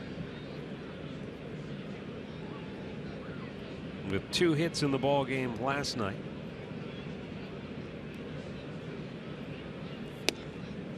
And that's inside 2-1. Santana, ever since Tito put him in that leadoff spot, it's helped him offensively without a doubt. As he came into this game 6 for 18 on the road trip. And I think coming into the road trip, he was really mired in an extensive offensive funk. Well, when you look at him, he only has 8 hits on the road this year. So, you know, this road trip has helped. I mean, leading him off, it got him out of the doldrums. And that's called a strike, generous, it would appear. Full count. Let's see. Let's see the angle there. Well, that's awfully close. That's a lot closer than it appeared initially. Yes, it is. 3-1 pitch. It's not a pitch you want to swing at when you have the count in your favor. Let's put it that way. 3-2. Hit pretty well. Deep left center field. Rosario racing back. He won't get it. Short hops the wall. Naquin flying around third. He's coming home. He will score. And Carlos Santana gets the Indians to within a run with an RBI double here in the 6th. His 5th two-bagger of the year, is 11th run batted in. Love the swing from Carlos right there, going the other way. They stayed away. Normally he tries to pull that ball. You know, he did that in Detroit too. After they hit his home run, he went to left center field. It short hopped the wall. He had a double there. So Naquin scores easily coming in, and 2 hitters in there cut that lead to a 4-3 lead. RBI number 11 for Santana. Love to see him use that swing more often. Now here's a guy that has that swing down pat, Jason Kipnis. Although his first time up, he pulled the ball and hit it out of here for his 2nd home run of the year. Last time up, he pulled it as well, but the second baseman Dozier made a nice play in the hole and threw him out. I suppose it's understandable, though, with Kipnis seeing him pull the ball, because Nolasco's trying to spin it up there and throw a lot of off-speed pitches. Yeah, he speeds up the bat. Right.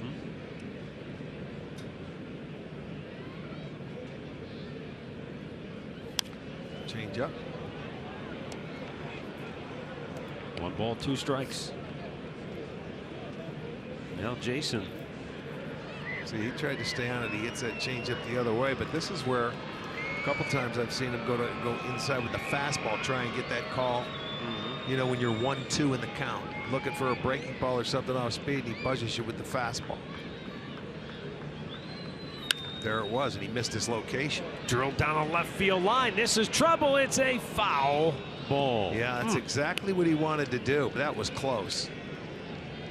He wanted the fastball inside. Suzuki did on the 1-2 count. He left it out over the plate. And now here's your difference in the game, Rick. Mauer's ball was just inside the line. Look where Kipnis's lands, just outside the chalk.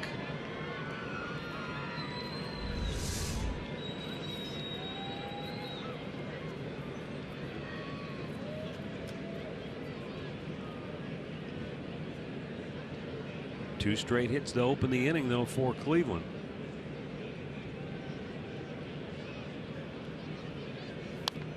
Off-speed pitch fouled back out of play.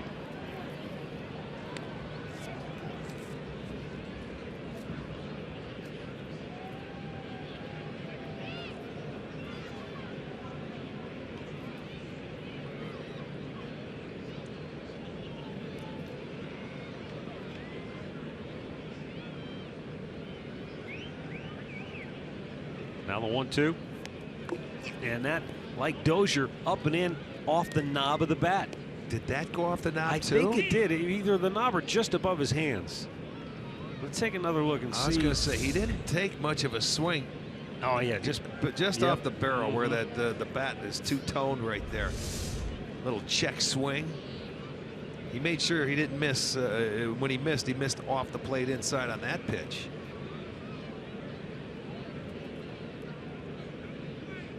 And the off-speed pitch again fouled out of play.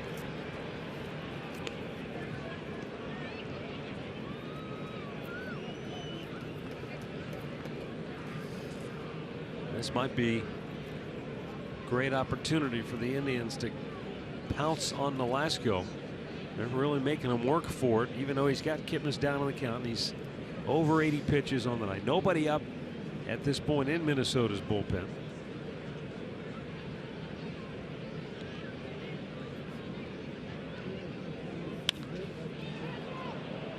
And there's a fly ball deep to center. Santana makes the catch. Tagging at second is the other Santana, and he's in there safely. I love it. That means you do your job. You got him over from second to third. Now that's your first out, but now Kipnis feels good about that at bat because Santana tags up, gets himself in scoring position. They have an opportunity to tie the game up. There you go. Get down. See? Leadoff hitter. Put on your running shoes, baby.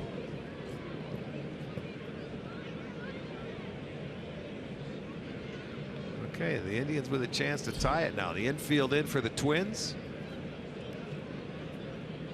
Lindor's had no luck against Nolasco. He struck him out twice, but a good opportunity here. Infield in. And now it's lifted to deep center field by Lindor. Santana will make the catch. Carlos Santana will tag and come home. And the Indians have come back to tie the game with 2 here in the 6th inning. As we say, you get them on, you get them over, you get them in. The Indians do that. They execute. They tie the ball game. Sacrifice fly, the 7th that the Indians have on the year. So we got a new ball game. Lindor drove that ball to the big part of the yard, but plenty deep enough to get Carlos home from third base. Yeah, you're in that situation. You're just looking for anything you can elevate and hit in the air. Michael Brantley twice tonight has flied out. And takes a backdoor curveball for strike 1. The Indians had only 2 hits coming into this inning. The 2 solo homers and then the leadoff single by Naquin. Santana double, and they manufactured their 4th run. Oh, another curveball and 2 quick strikes.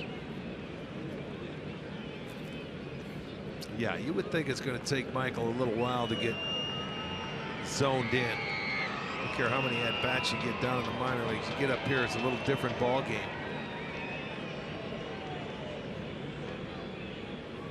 In the dirt. You know, didn't Terry say that, you know, he doesn't have to play every day if you can get him 2 out of 3 days? And, you know, they'll ease him into it. I would think too for Michael, you know, it's not like he's first or second year in the league. He's got a pretty good book on almost all the guys he's facing now.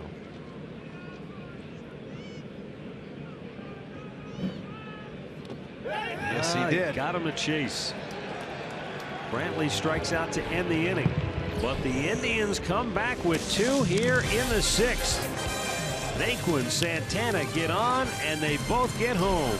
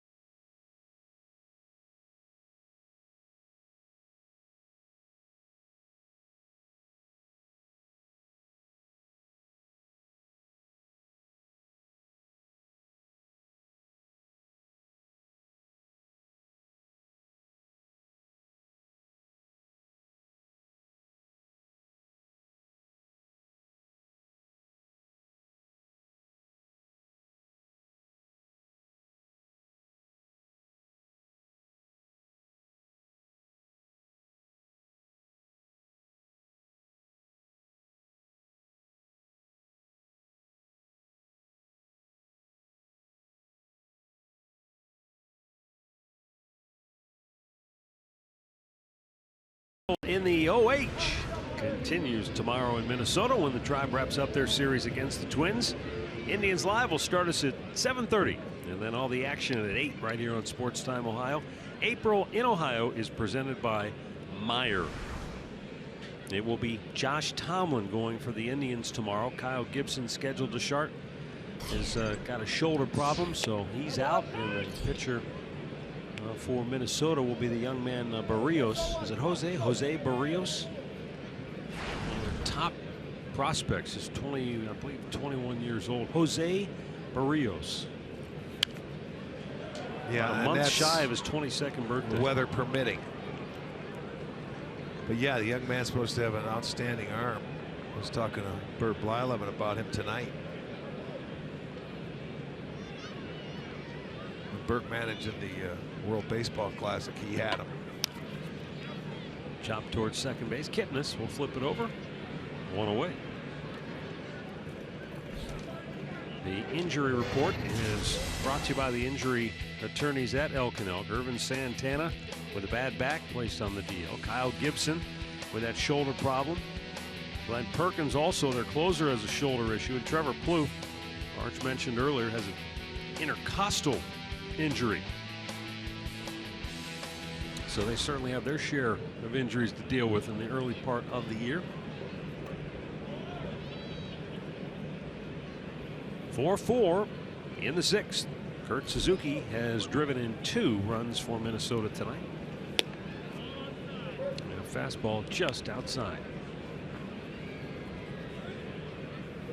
Suzuki with 1 out in the 2nd inning. Hammered a ball to straightaway center. Drove home Park with the go-ahead run, and then with the game tied again in the 4th, he knocked in Park for the 2nd time with an RBI single.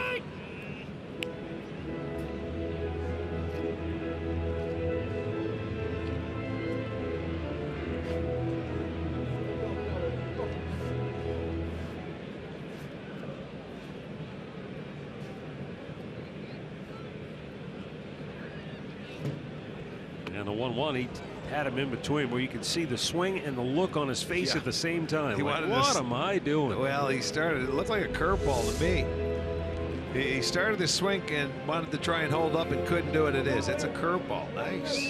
Where's that been? Doesn't throw many.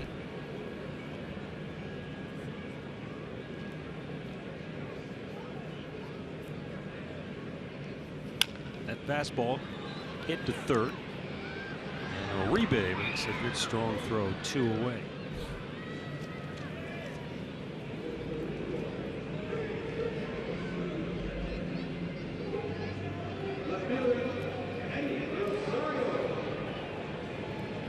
Well, how about Rich Hill of the Oakland A's?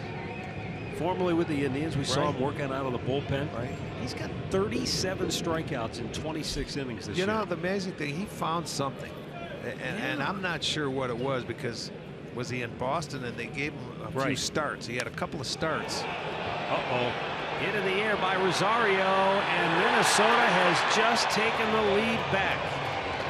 Eddie Rosario, the number 9 hitter, who was 0 for 2 on the night, puts a jolt into a pitch, and he just did clear the limestone box in right field, the portion of the seats that stick out in front of the outfield wall. And Minnesota's up 5-4. Well, it's a changeup up. He kept his hands back enough and kept the barrel of the bat through the hitting area to get it out in front. And it just gets out of here. First row, lands in the plant stand, and that's going to do it. And Cody knew it. You could see the reaction as soon as Rosario made contact. He knew it was not going to stay in the ballpark.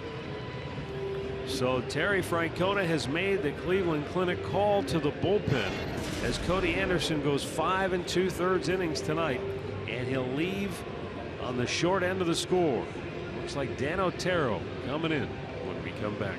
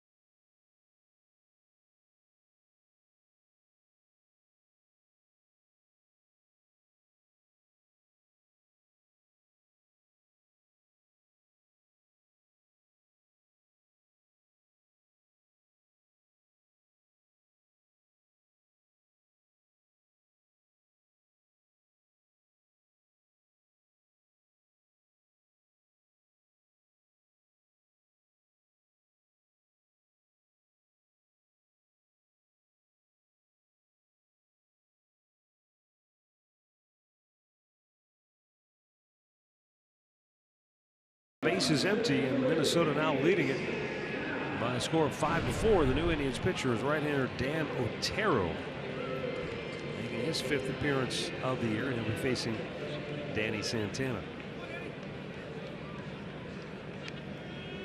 Cody Anderson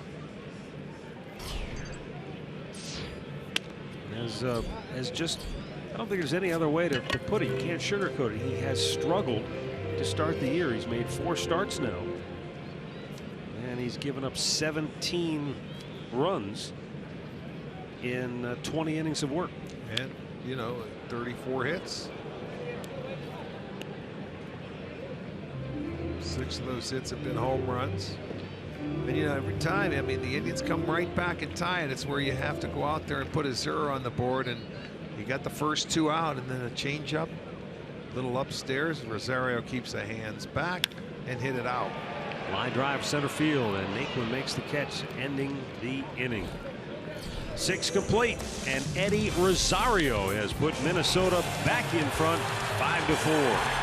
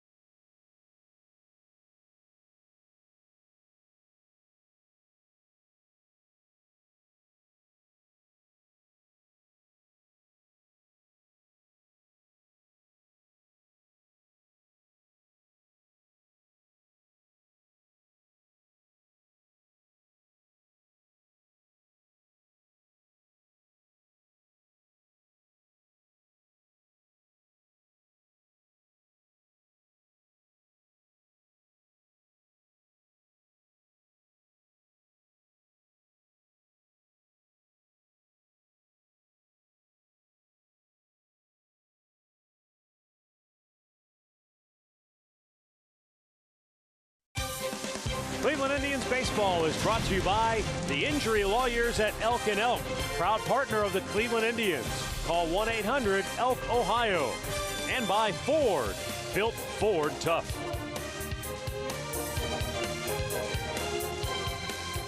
(5-4) Minnesota. We're in the 7th inning. And for Cleveland, Mike Napoli, Jan Gomes, Lonnie Chisenhall due up. And Napoli 0 for 2 tonight.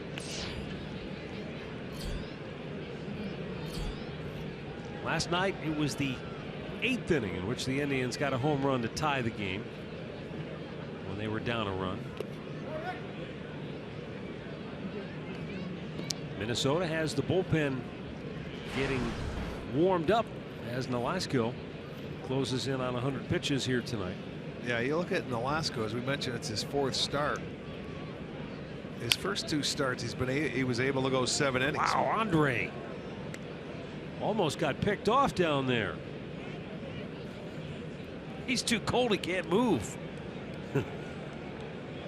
Nolasco went 7 in his first start at Kansas City, 7 against the Angels. In his last start, with the only one with a win, he went 6 1/3.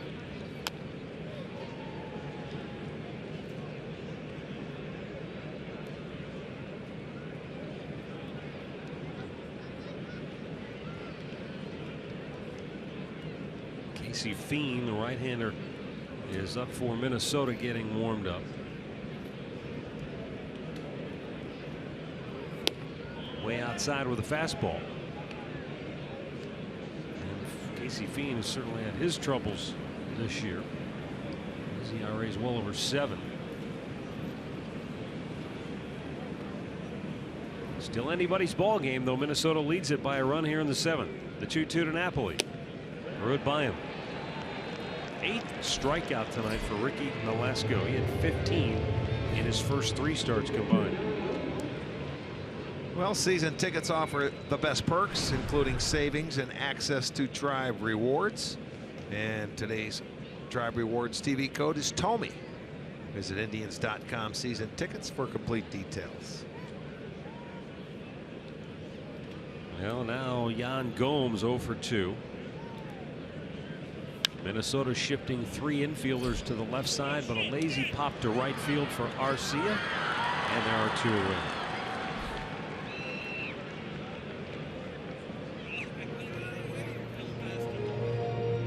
Looks like we're going to get a pinch hitter for Lonnie Chisenhall.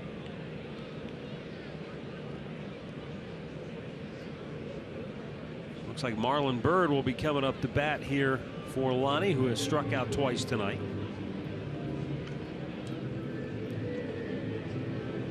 How often, Rick, do you see a left-handed hitter lifted for a right-handed pinch hitter to face a right-handed pitcher? Well, right now Chisenhall not swinging the bat very well at all, and he struck him out 2 times tonight. And Byrd is a guy that, hey, you know, he's going to give you a quality at bat. So right now Tito down a run. He's got to go with what he feels is best for the ball club right here, and that's a Byrd at bat. Marlon Byrd, his first pinch hit opportunity. He's done a good job, though. He's 13 out of 43, couple of homers, couple of doubles. He's driven in 8.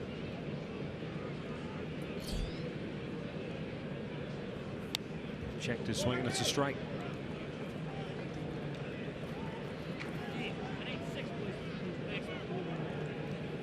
Last night he had 2 hits in the ball game, an RBI, a double.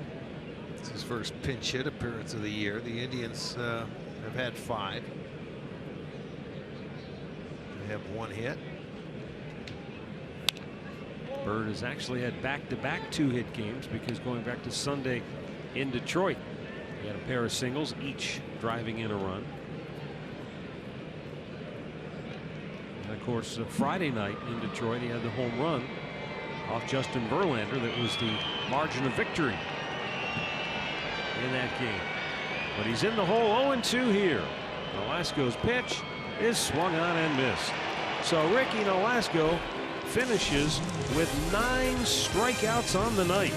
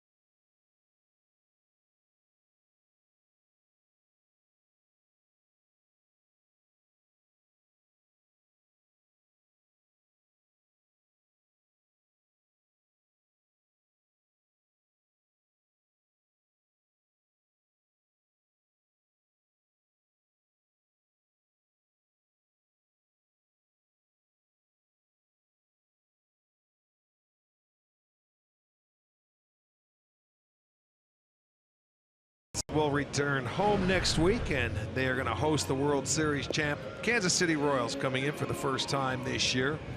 Their all-stars Eric Hosmer, Salvador Perez will come into town, take on Lindor, and the return of Michael Brantley. Go to Indians.com and get your tickets. Marlon Byrd stays in the game. He's in right field. And Dan Otero, after getting the final out of the 6th inning, stays on to pitch here in the 7th. And a fly ball lifted to left field where Michael Brantley makes the catch. One away.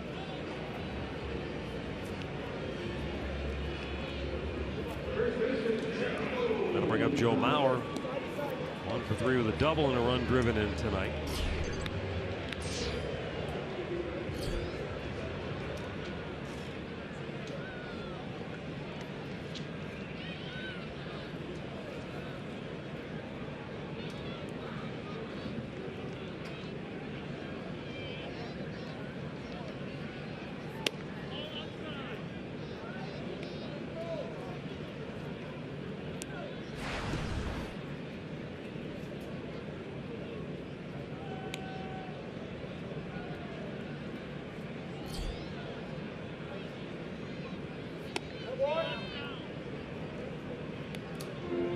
Two and 0 the count on Mauer.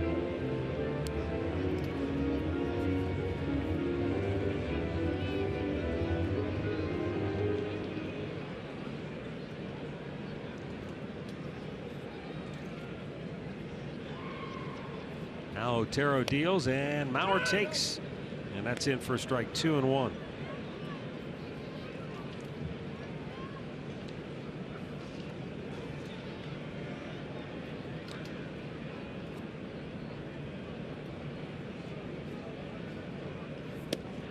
Just missed outside. 3 and 1. Mauer has hit against the Indians. He's played, this is his 150th game now against the Tribe, and he's batted .330 in his career.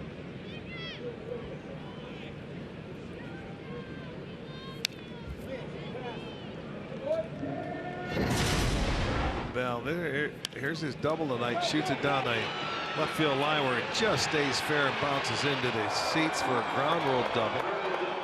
Ended up scoring Dozier. Made it a 4-2 ball game.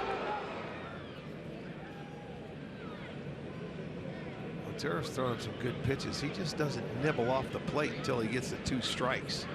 And then a lot of times he won't go after. Yep.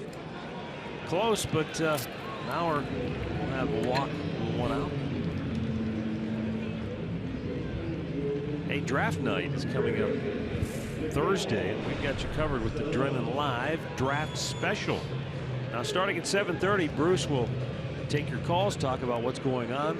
Ashley Collins will be in Berea at Browns HQ to have your updates. Drennan Live Draft Special is presented by the Cleveland Metro Parks.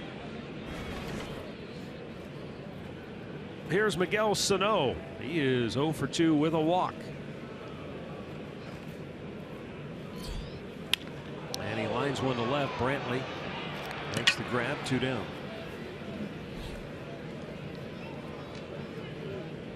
Oswaldo Arcia will be the batter, and he's 0 for 3 tonight. He struck out his last 2 times out.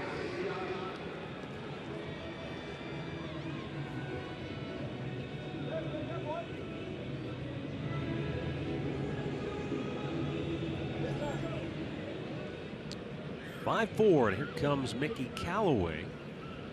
I think somebody's just now getting up in the Cleveland pen, so this will give him at least 30 seconds to warm up a bit. Yeah, you know, that's right. It's like a mass. It's Jeff Manship.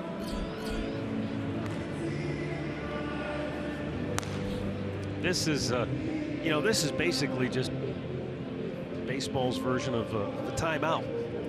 You just try to, okay, let's time out here. Give me my 20-second timeout. Let's regroup, get the bullpen going. I'm not sure exactly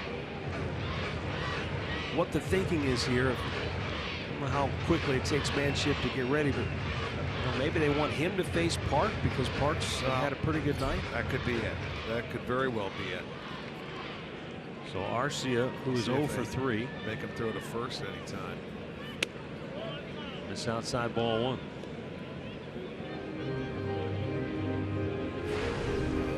I mean, Otero's only thrown 12 pitches, 6 for balls, 6 for strikes, and that's because he was working very carefully, really, with Mauer up there. But But now he's misfired 2 in a row to Arcia and behind in the count. Not a spot you want to be in. You want this guy to be in the position where he's expanding his strike zone because he will chase. But and now, he has all series. Yeah, now all of a sudden he can start to zero in. He's got good power if you find his nitro zone. Well, and I read last night where Tom Bernansky, the hitting coach, you know, for the Twins, he yells at him all the time to shorten his swing. You know how you see him, so he swings so hard and get out of control. He did that last night in that at bat with McAllister, but he was yelling at him, and he hears him, so he steps out and tries to cut it down. But he just got a pitch to his liking last night and ended the game. Oh boy. Maurer just stole that base off Otero, who never saw him go. Well, he had him timed. He just took off. You don't expect Maurer to really run, but had him timed beautifully, and you got to pay better attention to him than that. Watch this. Boom. I don't think you can see him. The way he's got his body. No, you can't see him. A lot of pitchers can't see the runner. Turn. It's a timing thing, and he just took off, so get your out here. Fouled back by Arcia. And Maurer with his first steal. Could be at a very important steal, though, because with 2 outs to get in the scoring position, now just a base hit and real good possibility that he could score from second.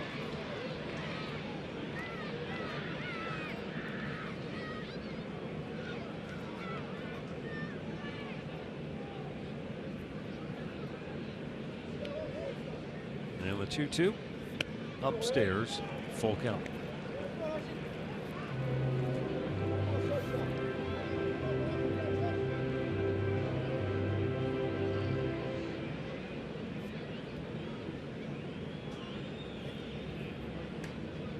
Otero ready, the payoff pitch.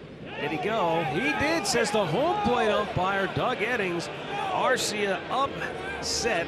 He's unhappy that the home plate umpire didn't get some help. So it doesn't matter, because once he makes the call, it's game over. 5-4 Minnesota, though, after 7.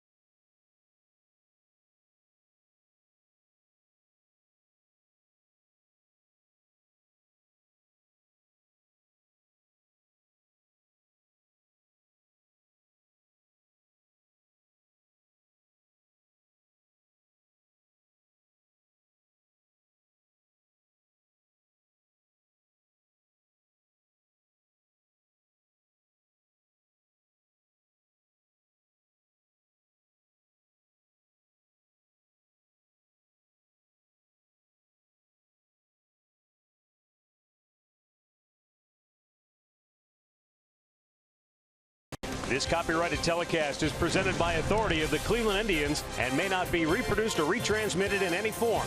And the accounts and descriptions of this game may not be disseminated without the express written consent of the Cleveland Indians.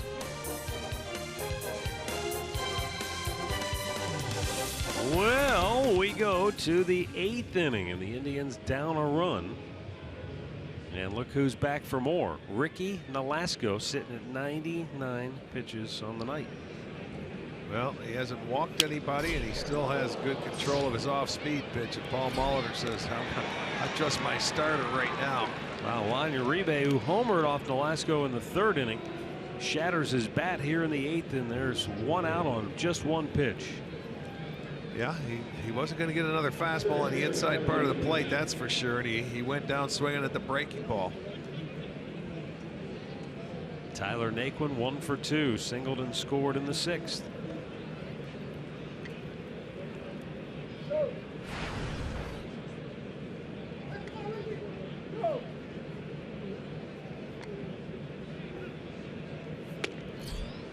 inside, ball one.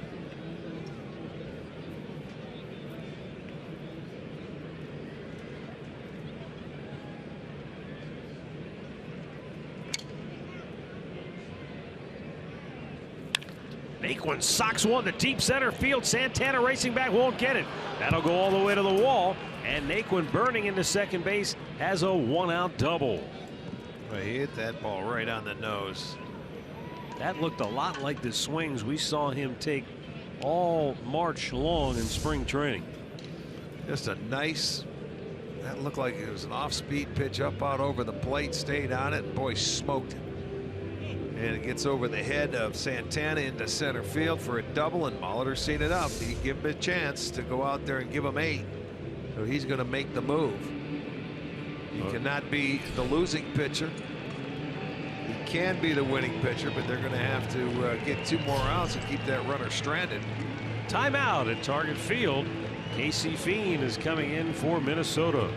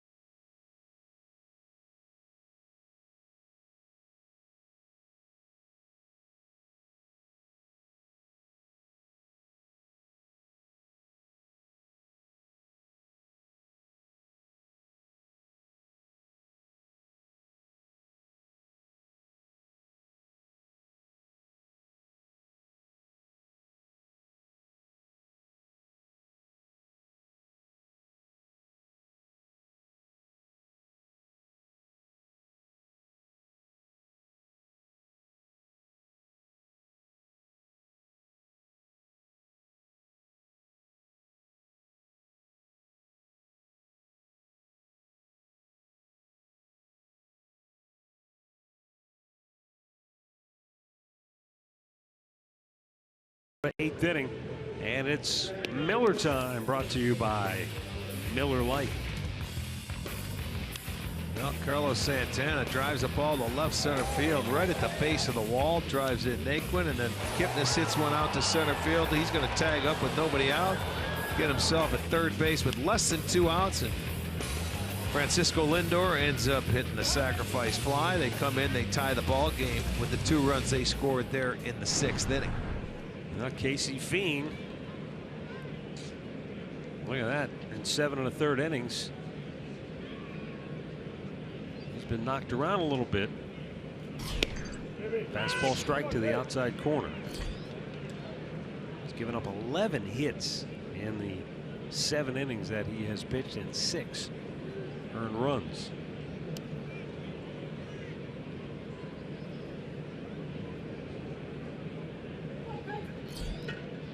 Carlos Santana doubled in that run in the 6th inning. 3 hits now and 7 at bats in the series. And he cuts and misses. 0-2 the count. 5 runs on 10 hits for Minnesota. 4 runs, 5 hits for Cleveland. The interesting thing is, last night the Indians left a small village on base.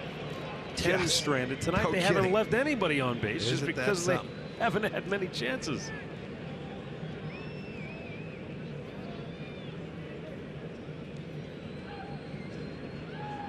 And the 0-2, strike 3 called. That is 10 strikeouts tonight for Indians hitters. Well, he wasted no time. He came right at Santana, and he locks him up. A fastball right there, outside edge. Good pitch. Carlos knew it, had plenty of the plate. There again, you get a good look at that, had plate.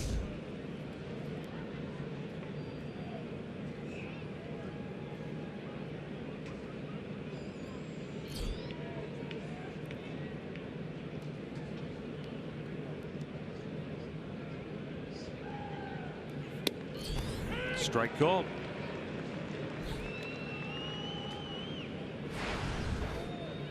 Well, you can see what Fiend's trying to do, just establish that fastball on the outside corner, and he certainly has so far the first 4 pitches.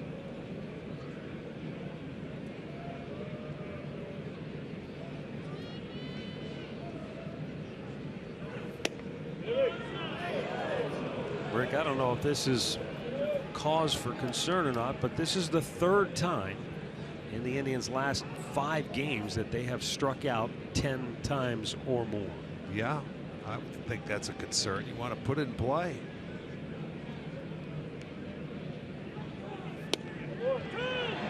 One and two the count. I know the strikeout doesn't carry the same scarlet letter that maybe it did in your era or even before, but when they start piling up like that, that has to have, you know, Terry Francona kind of scratching his head a little bit down there.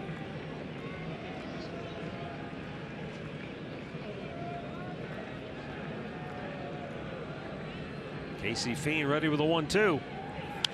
And Kipnis fouls it back.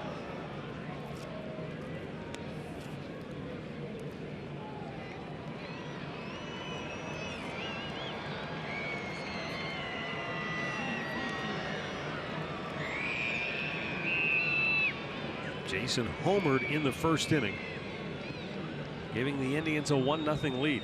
Last night was only the 2nd time this year that the Indians lost a game when they scored first. Tonight could be the 3rd in back-to-back if they don't rally.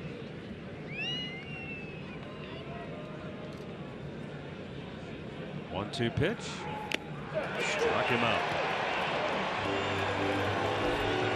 We'll go to the bottom of the 8th, and the Minnesota Twins lead it 5-4.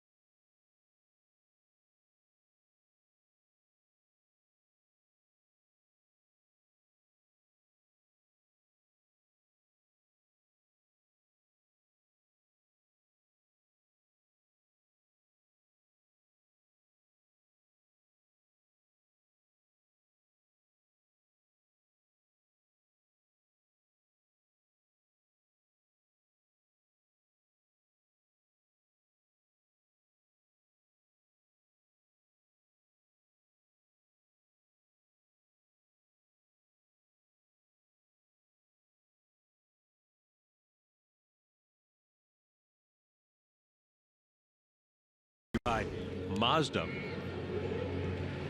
Indians haven't had many scoring opportunities tonight. A couple of solo home runs. They did execute, though, to get another run home. And Cody Anderson was not able to keep the ball down in the strike zone, and Minnesota really took advantage. And they lead it 5-4. Now Jeff Manship to try and keep it a 1-run game here in the 8th inning. Young Ho Park is 2 for 3, 2 doubles, 2 runs scored. If Manship can keep it a 1-run game, then looking ahead to the 9th, it's Francisco Lindor, Michael Brantley, and Mike Napoli due up. So the heart of the order will be coming up in the 9th inning. But now You have to hope the manship can stay spotless on the year in that ERA column.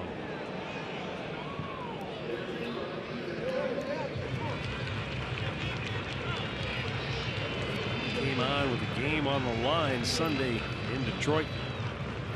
And got Miguel Cabrera to pop up in the foul territory to get out of a bases loaded jam. Terry Francona has used him in some key spots already this year, but he hasn't extended him. Remember a year ago, Rick, when we first saw Manship, sort of because he was that guy that was always fighting, just trying to catch on, we saw him in a lot of roles, but by the time the year was over, he was one of the go-to guys in tough spots. There's been a lot of times this year where we're in a game like we are right now, where you're down a run and you have to put a 0 on the board. You can't use Shaw, you can't use Allen, so you've got to find somebody that can keep it right where it is at. Great thing about a guy like Manship is you take another look at this strikeout of Park. I mean, he just says, here it is, Challenge City, but it's down. And it's so much harder, as you've pointed out over the years, so much harder for a hitter to go down and dig that out. Yeah, you got it. It certainly is. But just got that mentality probably because he's had to work so hard, and you know the game has humbled him to a degree that he doesn't mind the roll. It's in the gap. Nate will try to cut it off. Escobar's going to turn and go for 2. Here's the throw, not in time, and a 1-out double for Minnesota. Yeah, this ball was down a little bit, but it stayed middle of the plate. You're going to watch Escobar right there, down but middle. So he takes it the other way, hustles his way into second. His first hit of the night, the 5th double for the Twins. And they're going to have an opportunity to try and get another run home. It'll be Suzuki, who has 2 RBIs on 2 singles tonight. And then Rosario is the guy on deck. And Manship will face Suzuki, who has been a real thorn on the Indian side tonight.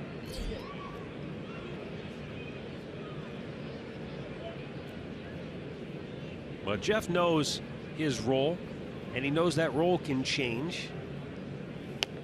But he's not the kind of guy that's going to complain about where he's pitching, or not going to go to the manager and campaign or politics. He's happy to be here. Exactly. And he's worked hard to get here, so he's not going to say a word. He's going to pitch whenever that guy asks him to right there. He's worked hard to get back into the big leagues. He was from the Twins. And I mean, you know, a lot of times when you go pitch against your former team, guys know what you do and know how you pitch. They have success. And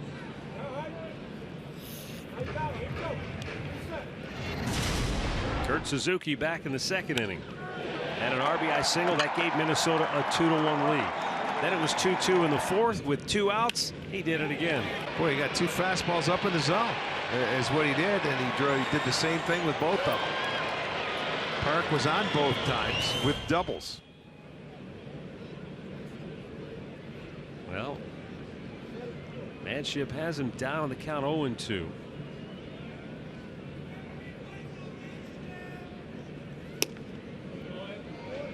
Tried to get him to expand and maybe chase, but he would not. A ball and 2 strikes.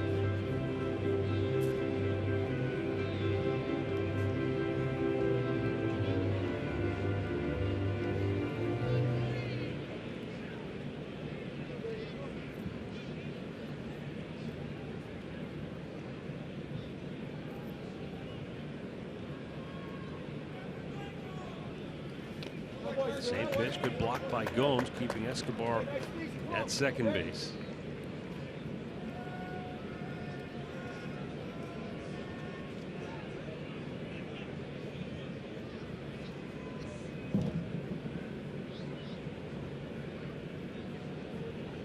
Manship with the number 9 hitter Eddie Rosario on deck. The guy who put Minnesota in the lead with that home run. Hit hard to third. It's over the bag, but foul. Boy, it didn't miss my bunch, did it? I mean, Uribe fielded that ball, and he was waiting to throw, but he heard the umpire say foul ball. Awfully close. You can see he's over on the line. Boy, that hit that chalk line and then There's a better look. See, it hits the line, but that spin, it goes foul. It was a foul ball. Not by much. No. Very close to being over the bag.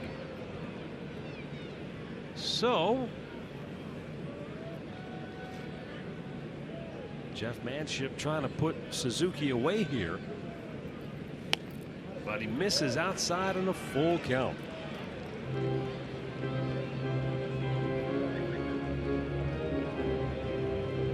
White Sox pummeled Toronto 10-1. Chris Sale is 5-0 to start the year. Detroit lost at home to Oakland 5-1. And out of LA, the Royals have scored first. They lead the Angels 1-0. Here's the payoff pitch. Hit hard. Lindor cuts it off and throws it out, 2 down.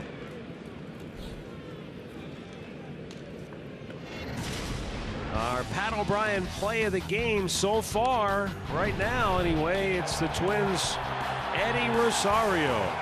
Hit a changeup off Cody Anderson with a home run in the 6th inning with 2 outs and nobody on base to give Minnesota a 5-4 lead. And that is where we stand in the bottom of the 8th. Kevin Jepsen looks like we'll be coming on to try and close it out on the night. And the Indians will be sending up the heart of their order.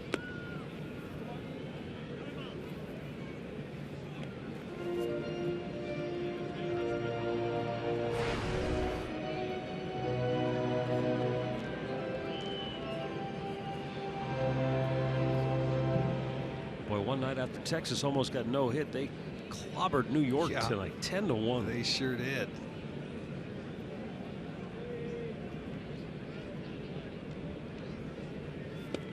Rosario a little late on that swing. 1-1.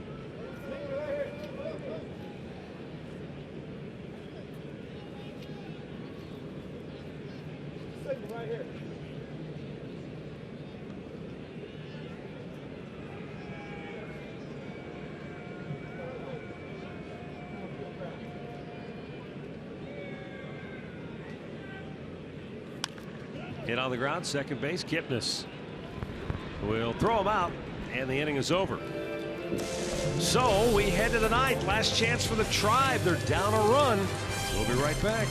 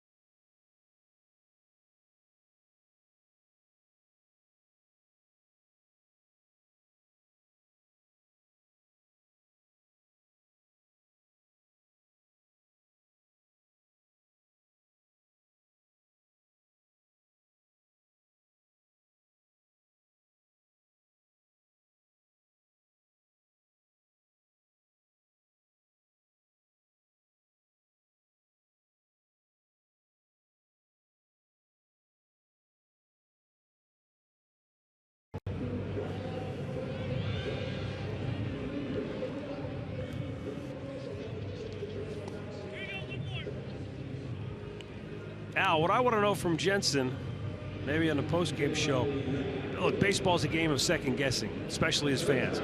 But the number 9 hitter, change-up pitch in that situation, is that a regret that a pitcher has? Obviously, when it ends up on the other side of the fence, it's a regret. But you know, if you got the number 9 hitter, it seems like you got a challenge in there, right? Continue to throw fastballs, though. I mean, you make your pitch. You know, I don't know. Maybe the pitch was upstairs. You know, if he gets it where he wants it, it's probably okay. But as a pitcher, I don't know. You got to ask them. Francisco Lindor leading off for the Tribe. He has struck out twice. Drove in a run with a sac fly in the 6th. And Lindor takes a strike. Lindor, Michael Brantley, Mike Napoli against Kevin Jepsen. Jepsen was a 2nd-round pick of the Angels back in the year they won the World Series. It's a few years ago, 2002.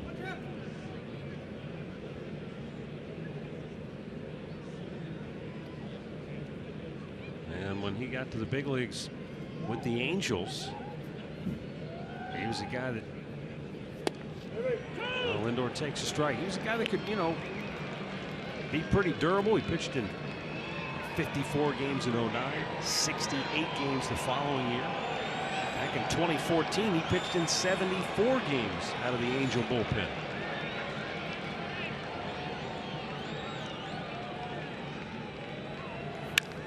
Lindor tried to tomahawk one to left, but Rosario will make the running catch. One away. It's the 3rd straight day that Jepsen has pitched. Last night he got the win because he was out on the mound when they ended up scoring in the 9th. But the day before, he blew a save in Washington. So he has one blown save. He went an inning in both days. So he's trying to come back. So you don't know if you'll see him even tomorrow we play. But it's 3 straight days and he's looking for a save.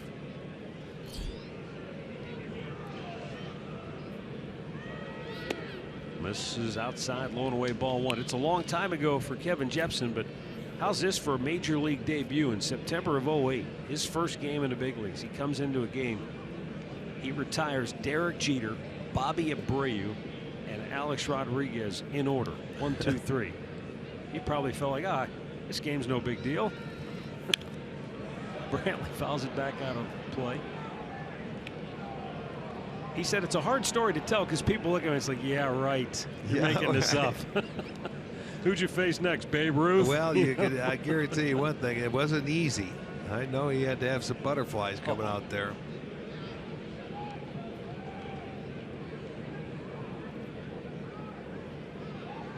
Brantley awaiting the 1-1 pitch. And a good eye takes that high fastball.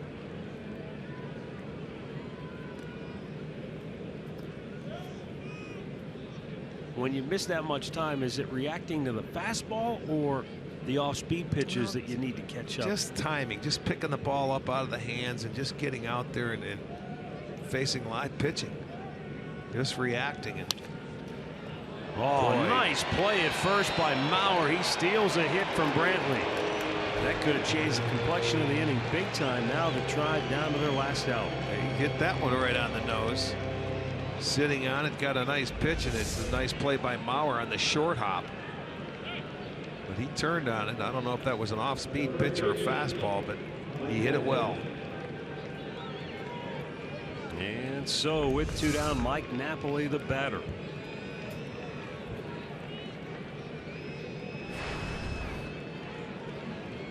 Napo for his last 13.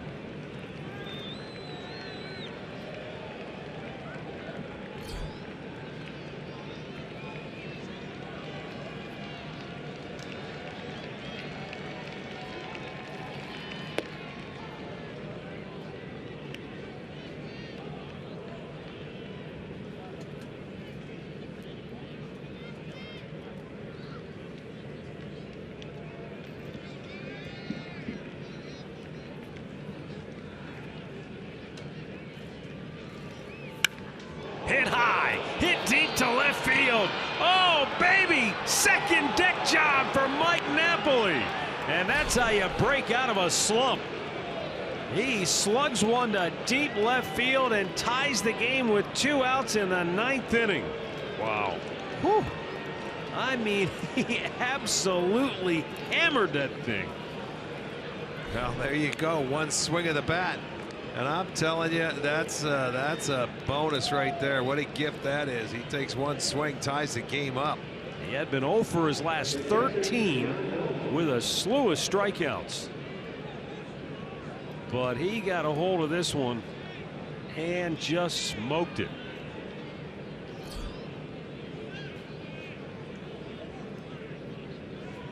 And with 2 down, Yan Gomes takes ball 1. Let's take another look. Oh. Well, that went that. I don't know if you could hit it any harder than that. Well, and we've talked about the pitch that's giving him trouble is that pitch that's above the belt. But he was on top of that baby. Hit it well over 400 feet. Well, here's another blown save for Jepson. But now the Indians got to find a way to come back and take this one from him. Up and in to Gomes. 2 balls and a strike. Watch this. Let's see. Boy, he did. He got up top. Boy, and there it was. It was a nice catch by the fan right there with a glove. He was up against the wall. Just the wrong wall for Minnesota. And that's too high. 3-1. Well, 3 solo home runs for the Indians today. Kipnis hit one, Uribe, and now Napoli. They got off to a good start by taking a 1-0 lead, and boy, that last one tied it up with 2 outs in the 9th. Doesn't get any bigger than that. And now Gomes charges one to left field, coming on Rosario, and he will make the catch. Boy, took a big swing, and Gomes has both hands on his helmet going down the line. He knows he just missed that pitch and nearly had himself a homer to put the Indians ahead. Instead, we'll go to the bottom of the 9th, all tied at 5.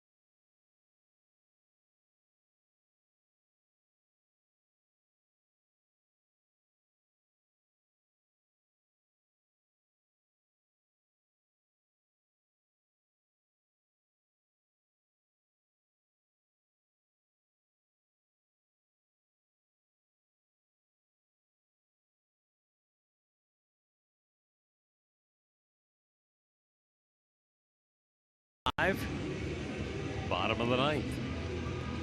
And for Cleveland in the bottom of the 9th inning, it will be Cody Allen.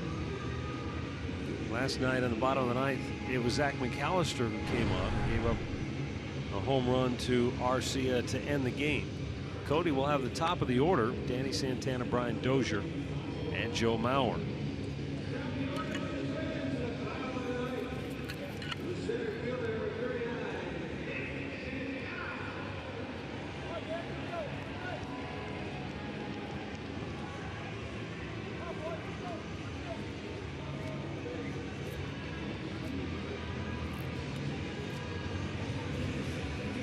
Danny Santana couple of hits on the night. In fact, he started a Minnesota rally in the 5th inning with a bunt single. Well, change of events, unlike last night where the Indians had all the hits. They had 12 hits. Minnesota had 5 hits, and they ended up winning the game. Well, now Minnesota has 11. The Indians have 6, but 3 of them left the yard. Yep. And who knows where this one might end up as Danny Santana swings and fouls it back. If the Twins don't score here, we've got extra innings. Well, on the year, the Twins are 3-5 and winning their 3rd last night 1-run games. The Indians are 3-3.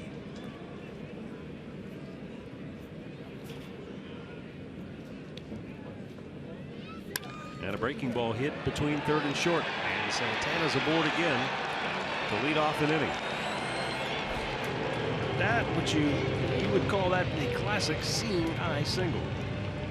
Yeah, hit it in the hole between short and 3rd. And once it gets past Uribe, it'll look like a breaking ball. Even if Lindor comes up with it, he wasn't going to be able to throw Santana out at first base. So he has his 3rd hit of the night. And we'll see how Minnesota plays it with Dozier up. I don't think you're going to see a bunt here. Dozier 2 hits on the night, 2 singles, an RBI, and a run scored. Uribe is right on 3rd base. I mean, he's a step away from the bag. Yeah, and he's even with it as well. Throw over there to see if Dozier may give anything up, like he might try and sacrifice. But if that's the case, then you could always, if they do sacrifice, you got Mauer on deck, you would walk him. Mm-hmm.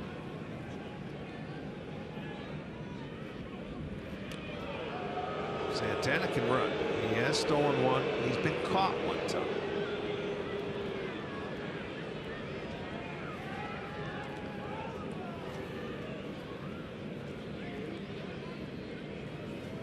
You could start your runner and try a hit and run.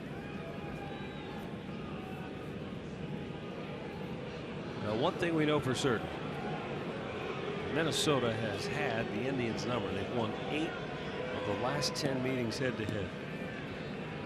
So this is a chance for the Indians to try and turn the tables on Minnesota.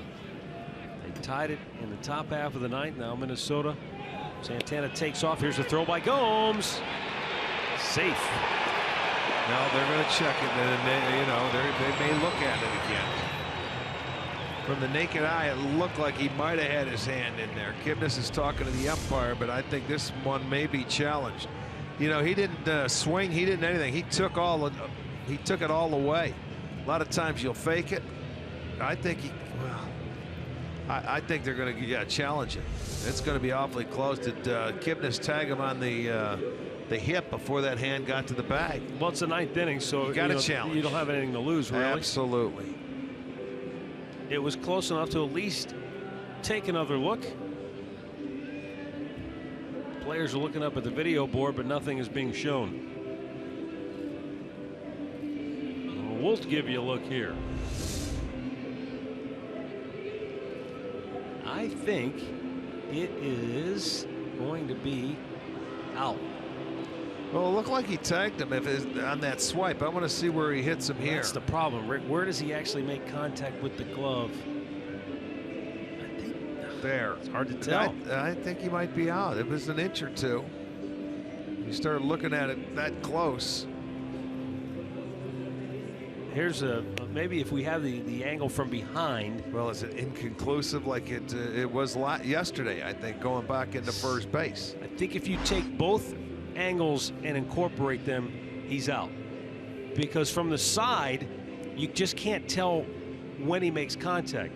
But if you take the side look and you've got the angle from first base looking towards second base, and you've got those angles side by side, I think that would lead you to conclude that he's probably out. Well, this may take a while. I don't know if we have the ability to do that. Maybe too many bells and whistles, but if you got both of those looks side by side at the same time, there's where the contact is made. And if you've got the other angle to show you where the hand is, I think that's, well, let's see what they say.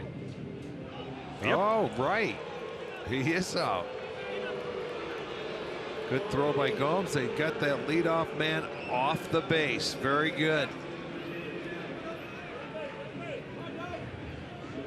So 1 down on the 9th.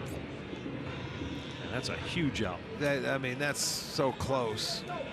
You have to slow it down. And he was called safe, so they had to have the proof that he was out. Enough of it.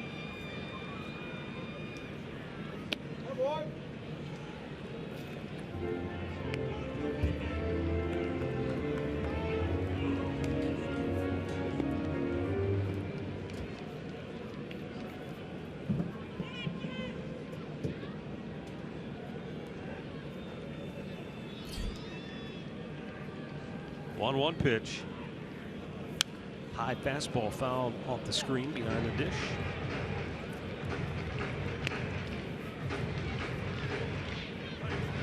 Boy, Rick,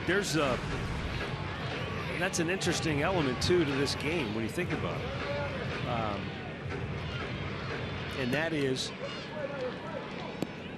especially in a 1-run game or now a tie game, the replays tonight potentially could be a real difference maker depending on how this plays out, because go back to the first inning and the Twins decided to challenge a play that really looked like they had no business challenging. They lost, so Molitor's out of challenges. In that 5th inning, they had a guy throwing out at 3rd that looked like if they had a challenge, yeah, he was safe. He would have been safe. That cost him a run in that inning. And now here in the 9th, Terry Francona throws down a challenge and erases a potential winning run. Yeah, that was a very big play with nobody out. The leadoff guy, they choose, let's go. I'm going to try and steal the base. Like we said, Santana can run awfully close. He was called safe. They had enough evidence to overturn it. It was that is a very big play in this game right now. Now the 2-2.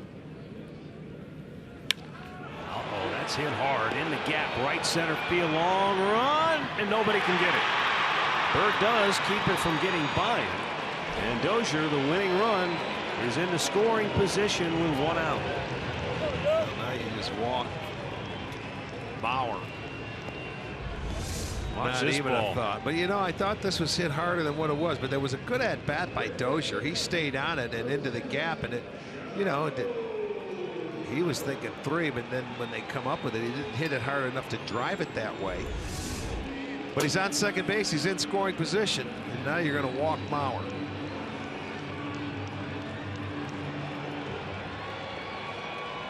Take your chances with Sano and Garcia, the 2 guys that are up following Joe Mauer. So how big does that play look now?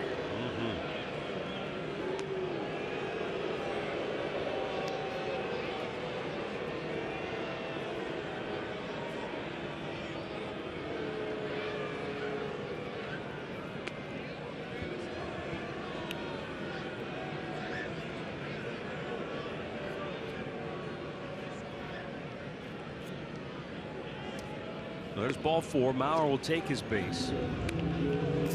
And Miguel Sano will come to the plate. Now Sano, certainly a double play candidate. And Cody Allen's not necessarily a guy who gets a lot of ground balls. Not that he can't. Don't you think of him as being a more of a power pitcher? Gets more balls hit in the air.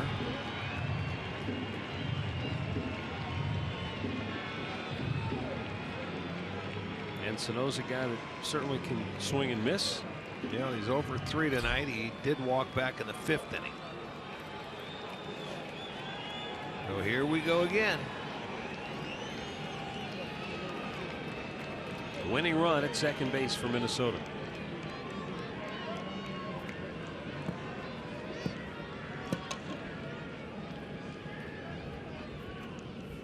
And Sano takes, and Cody with a first pitch curveball for a strike. You can't hit that pitch. That was, I mean, it never got up there for the curveball. Tight, hard breaking curve, and it stays there for the strike. Wow. That's a tough very first pitch if you're a hitter. The 0-1. Came back with it, but it's low and out of the zone.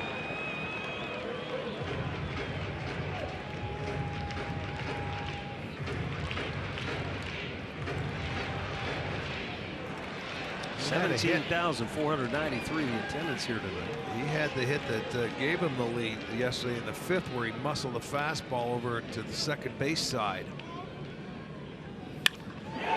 Drilled to center, and the Twins win again. Miguel Sano drives home the game winner here in the bottom of the 9th as Dozier scores from second, and Minnesota walks off for the second night in a row against Cleveland. 6-5 is the final score.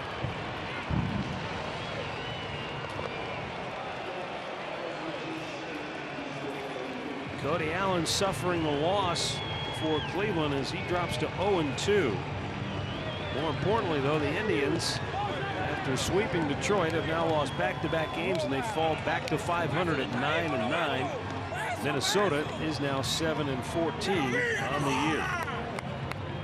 The winning pitcher will be Kevin Jepsen, even though he suffered the blown save, and he's already 2-3. He's Mr. Decision out of the bullpen. Yeah, 2 wins in the back-to-back days against the Indians, and there was a fastball that Sano just smokes right back up the middle. Ball that was down in the zone, and Cody Allen going to take his second loss. Boy, this is really a disappointing series so far for the Indians, as they have dropped a couple of games that they could have easily won, but instead they go the way of the Twins. And this was a Minnesota club that came limping into this series, having lost 10 of 11 on the road. They had just lost a 16-inning game in Washington on Sunday, but they have bounced back to win 2 in a row against Cleveland in their last at-bat in walk-off fashion, and they've now won 9 of their last 11 against Cleveland. And it's been the bullpen for Cleveland. I mean, giving it up both nights in tie ball games, coming into the 9th inning, and they walked off both times. Yeah. You know, once on the home run, this time on a base hit, and you know, they win the challenge after that leadoff base hit. Boy, things were looking good, but you get a double, intentional walk, and the next thing you know, a base hit ends the ball game. So the Indians 0 for 2, and they're going to have to come back and win a ball game tomorrow. Miguel Sano gets the victory shower. He got the game-winning hit tonight for Minnesota. Twins are winners 6-5. Thanks for watching. For Rick Manning and Andre Knott, I'm Matt Underwood. We'll have the series finale for you tomorrow night, but stay tuned for Indians Live. It's coming up next.